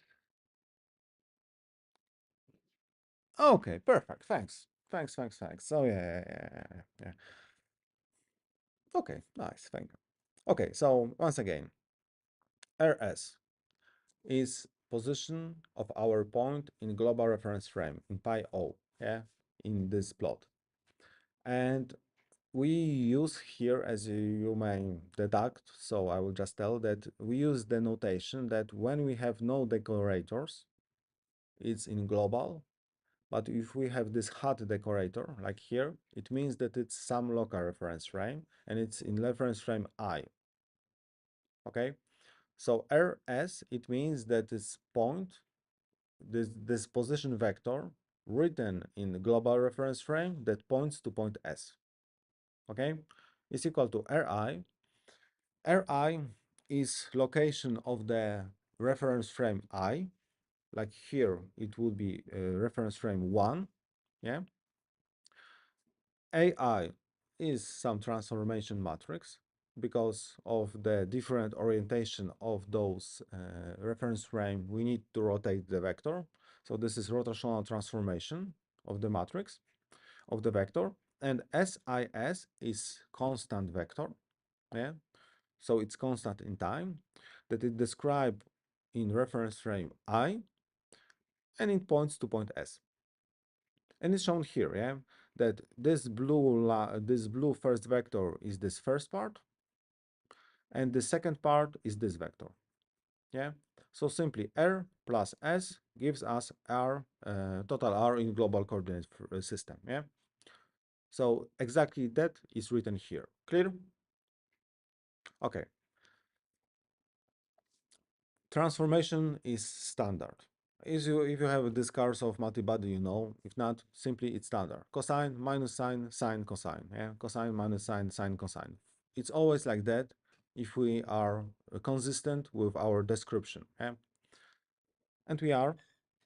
So the transformation vector that transforms the vector from local coordinate frame to the global coordinate frame is like that. Yeah.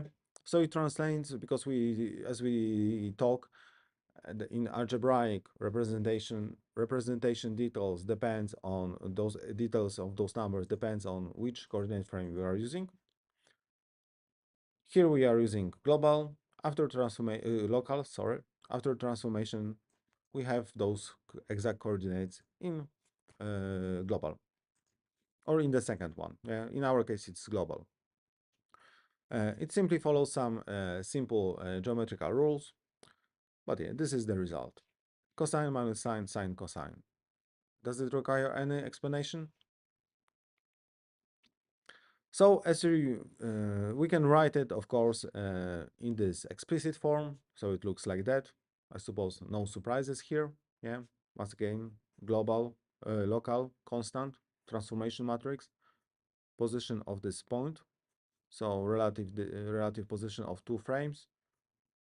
And now the resulting position of our point S, X, Y coordinates in global reference frame.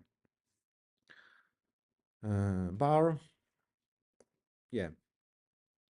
And here is pretty important note because this is transformation, yeah, and it has some properties that inverse transformation.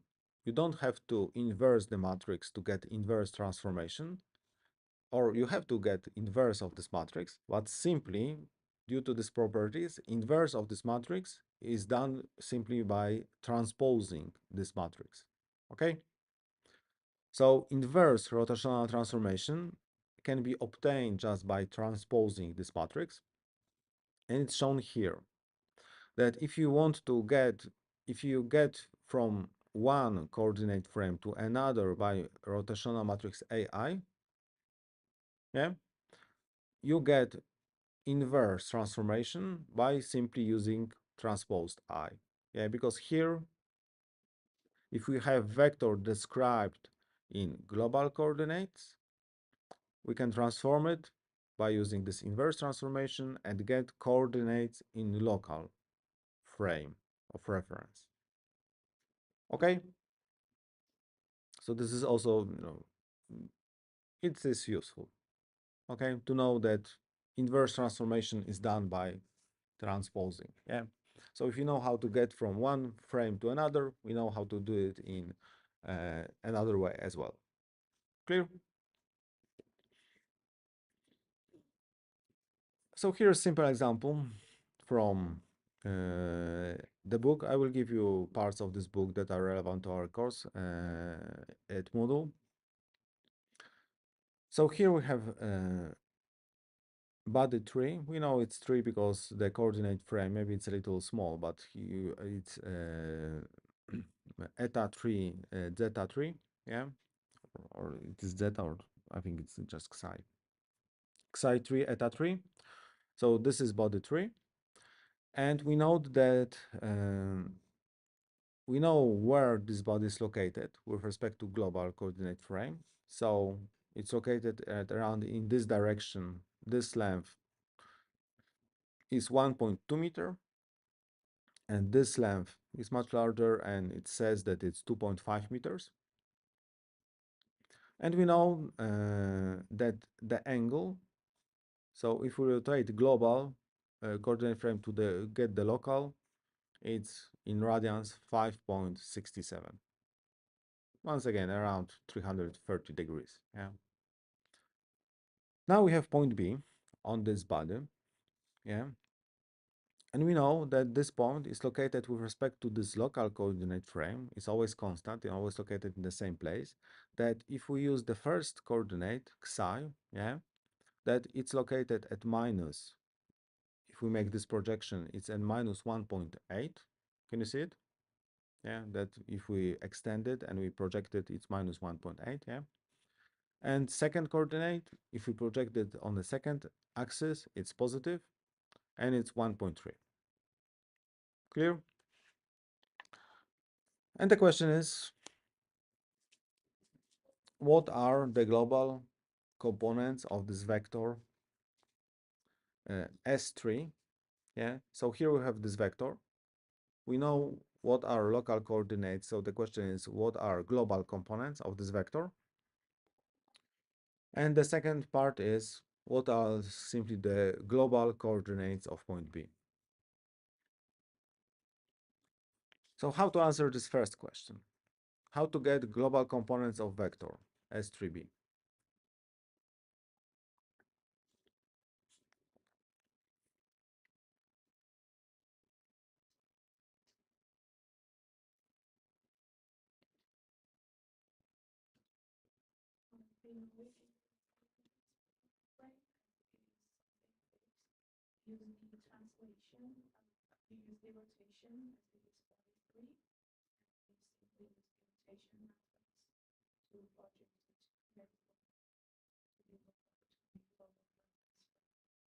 Yeah, yeah, exactly.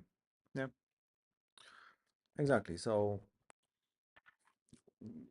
here we know that S3 um, B, for example, yeah. So it was S3B was equal to, I think, minus 1.8 and 1.3. So those are, so those are, this is in local frame because of the bar, yeah.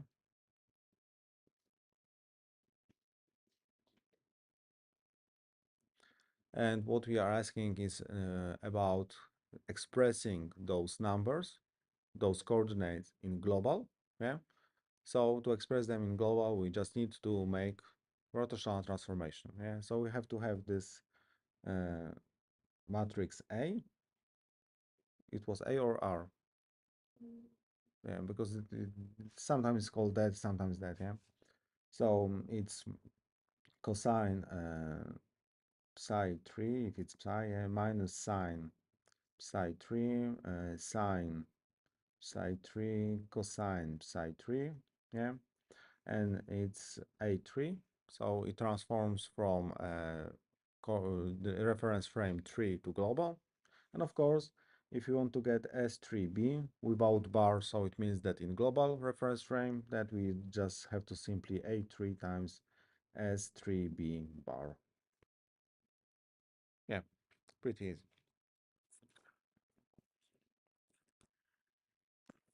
So, and what do we need to get the global coordinates of B?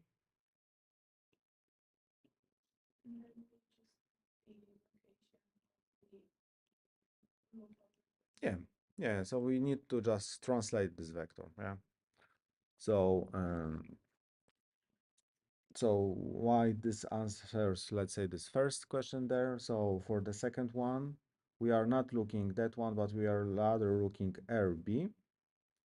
And RB is simply R3 plus S3B. So this is just location of just location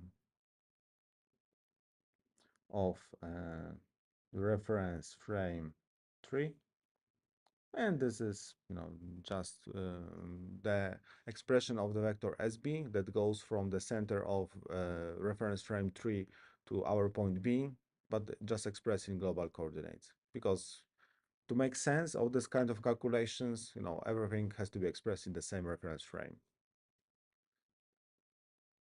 Clear?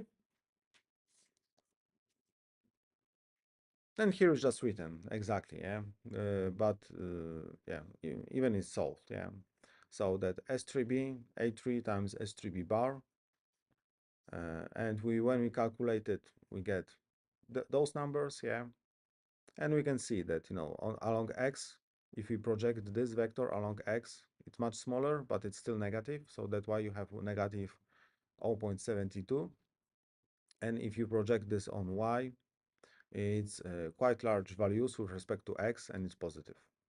So looks reasonable, yeah. And then if you get just RB, once again, that one is already here.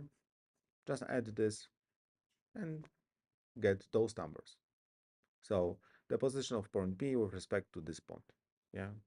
Something along the B, along the X, and quite a lot along the Y. Simple, reasonable, intuitive, perfect. Kinematic constraints. Another nice example for maybe for you to consider. Uh, Bodies can be interconnected by one or more kinematic joints. Yeah, we have already seen it. We have analyzed some basic examples.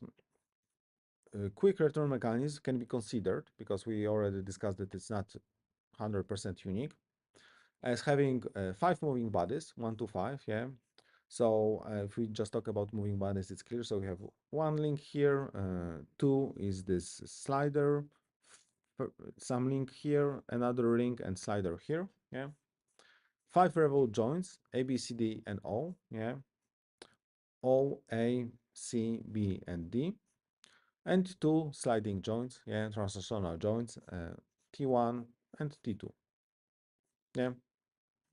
The kinematic joints in the system can be described as algebraic constraint equations. Yeah, we have seen some of them. And now, how to describe them precisely, yeah? So we know that we know to describe them, okay? And we have to describe them to put everything together to solve something. So if we have just two bodies, like here, body I and body J, and we know that those bodies are connected by revolute joint at point P, yeah? How to write this equation? We already discussed about this, yeah? So we are writing loop equations by going through those two bodies, yeah? So we will get to body from body I and go back from body J. This must be always true. This says that about the geometry. So this says simply the point of revolution of those two bodies must be always the same. It will include those coordinates, so it will just relate them in proper way, and that's all. Yeah, makes sense? Because we already know how to write this kind of equations from previous considerations, how to get coordinates of point P. Of course, we describe everything with global coordinate because we need common base. And we just write that this is just Ri plus Si minus Sjp minus Rj, just like here. And it must be always equal to 0. So, of course, here we include this transformation because rotational matrix is the point when we have this angle, so coordinate, yeah, and then this is constant. So when we will time derivative it makes things, yeah, put things into correct perspective, yeah. And simply, this is our constraint equations, yeah. Here we have coordinates, Cartesian coordinates of our local frame I. Here we have this rotation of this frame, constant value. two Cartesian coordinates for body J, position, location of the of this frame, rotation of this frame, constant value 0. Yeah. So if we define those 6 coordinates and add those constraints, yeah, that's it. And this kind of, so how many degrees of freedom has this kind of creature here?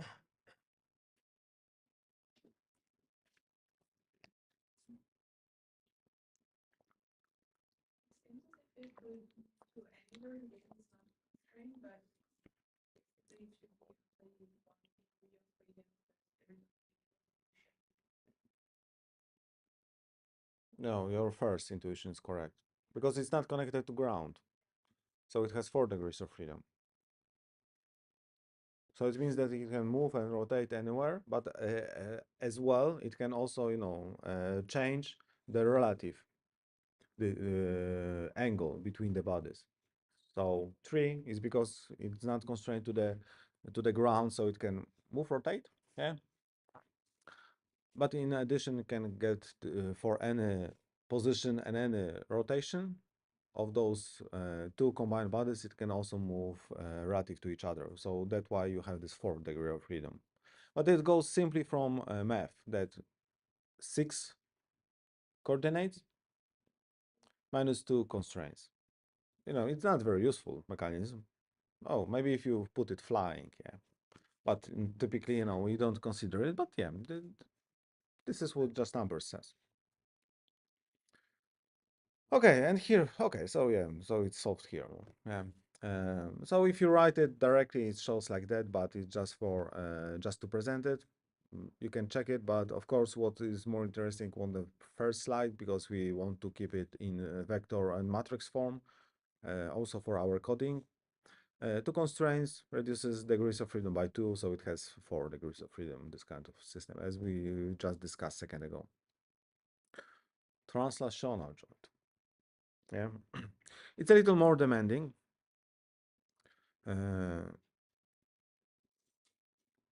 So here is described one way of talking about translational joints. Yeah. So here is a slider. Yeah. And it just says that points Q, P, and P, Pi, and Pj are always in line. Yeah. So Q and P creates vector here on one body. Yeah. So it creates a line at one body. And we know that this point at second body has to be always on this line or perpendicular, but in general on this line. Yeah. So this says the first equation.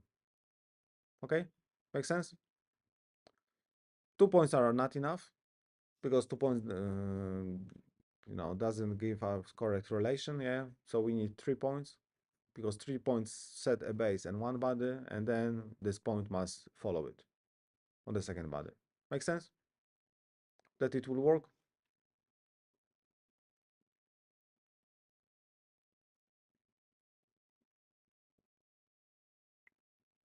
Does it feel like it can work?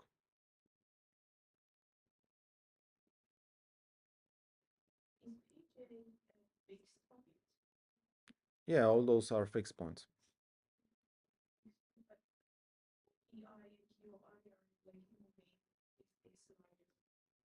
No, they're also fixed on the second body. Fixed to what? Yeah. Yeah, but those are all those points are fixed to specific bodies. Yeah. And you want to constrain motion uh, of those two bodies. Yeah. And how to describe it? Yeah. So, and we know that we need two constraints because we already discussed that, when clearly translation, you can translate only one direction. Yeah. So whatever you will do, you translate in one direction. Yeah. So once again, our goal somehow is to describe it that you have two equations in reasonable way written that take into account our coordinates. So then we can constrain those coordinates. Yeah. So simply, the first statement is that if we define those two bodies on one, 2 points on one body, and those points will define our axis of translation. because we need two points to define this axis of translation. If this point, third point on another body will follow this line, it will be, it will just follow this line. Yeah. And so to following this line, but this point on the second body is just requirement for proper translational joint.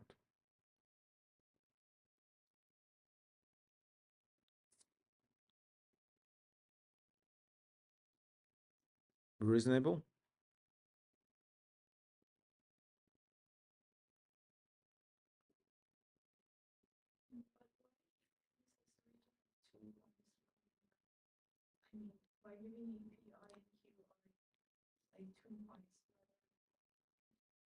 Because what you would write about those 2 points? Because we need to write some kind of constraint that define as some kind of axis, yeah? So if you have just points, what you can write about those points? You can write that the points has certain, typically you can write, because the whole system can rotate, whatever, yeah? So we can typically write that they have certain, for example, length, yeah? Uh, or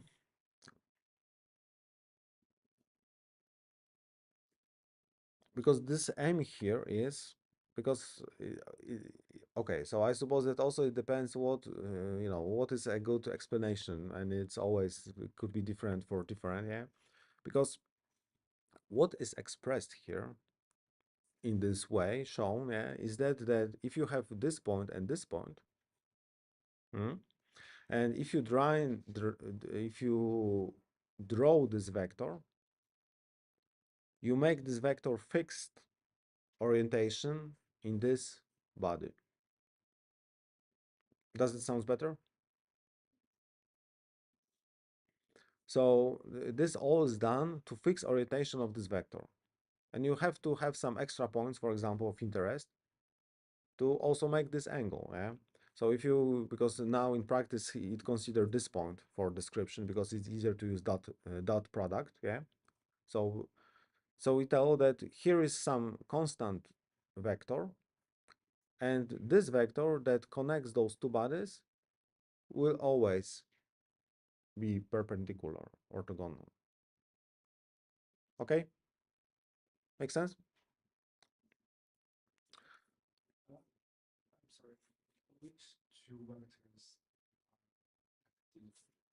There's N and D. Or N and S, but N and S is trivial because is on the same body.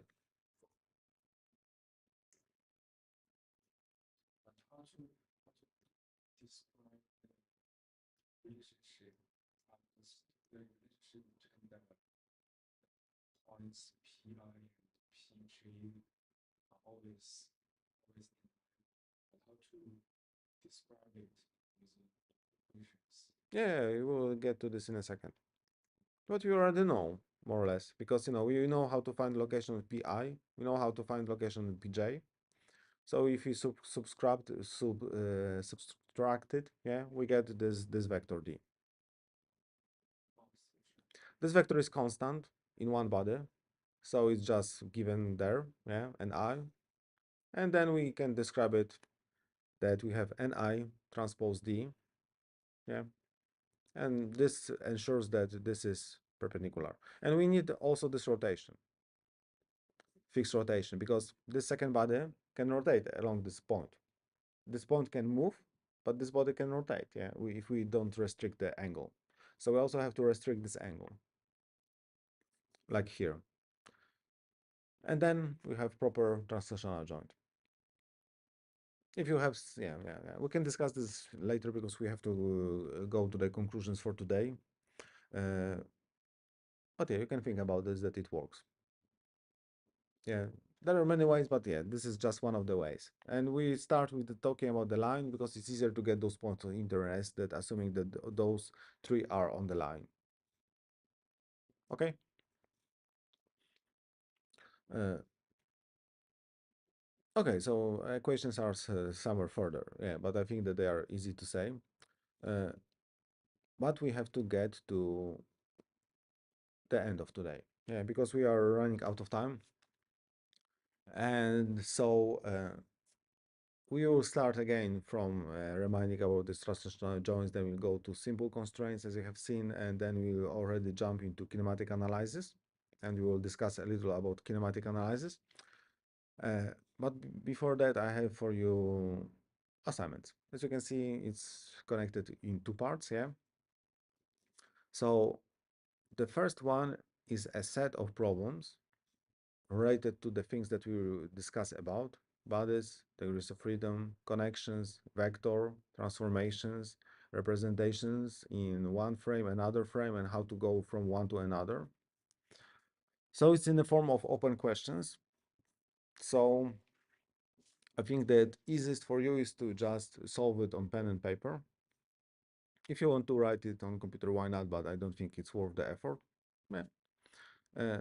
So just please send me. There is no limit of the pages here, because so do whatever fits for you. Yeah, it's just to solve those tasks. Yeah, so it's not like the report from the programming assignments. It's just to solve those tasks from the Nicoraverse books.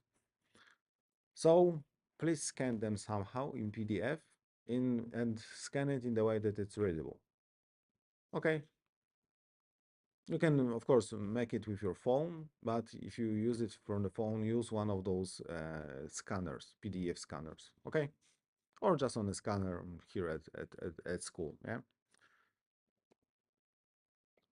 And the second one is just to modify the code that you get, that you will get, that analyzes, maybe not exactly this one, but very similar system, yeah, with this disk. It's in, the difference is that here I'm asking for you to provide simple kinematic analysis, so the solution in time. Yeah. So just we have today analyzed the code when you have some orientation of the mechanism and get some coordinates from it. Yeah, like exactly like here, you get one defined and two others to get. Here are two extensions. So first of all, you have to write loop around it to march in time. Yeah. So get solution at time 0 and then up to 1 seconds. Yeah. 101 steps. And second, solve it for velocity and make some nice plots and write a report. Yeah. So here is equation. Create of plots of t versus angles, displacements, and their derivatives. Write a short report, submit with the code. Any questions? And for the report, so do we need to write something scan it? For which part? No. Report is only to the second assignment. Second assignment. Yeah, 2 of 2. So for the programming assignment. And the first one is just, you can do it however, you can include in the same report, yeah? But it's just solutions of those tasks. The first one is just the solutions of Yeah, yeah, exactly. You said that it can be a scan of your Yeah, so I solve these problems. I can write in yeah, yeah.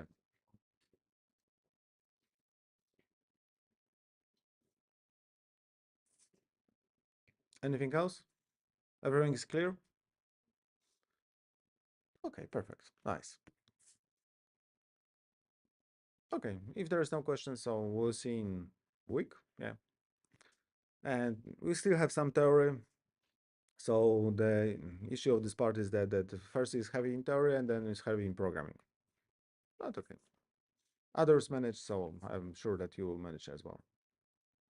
Okay, perfect. So thank you. Yeah, and yeah.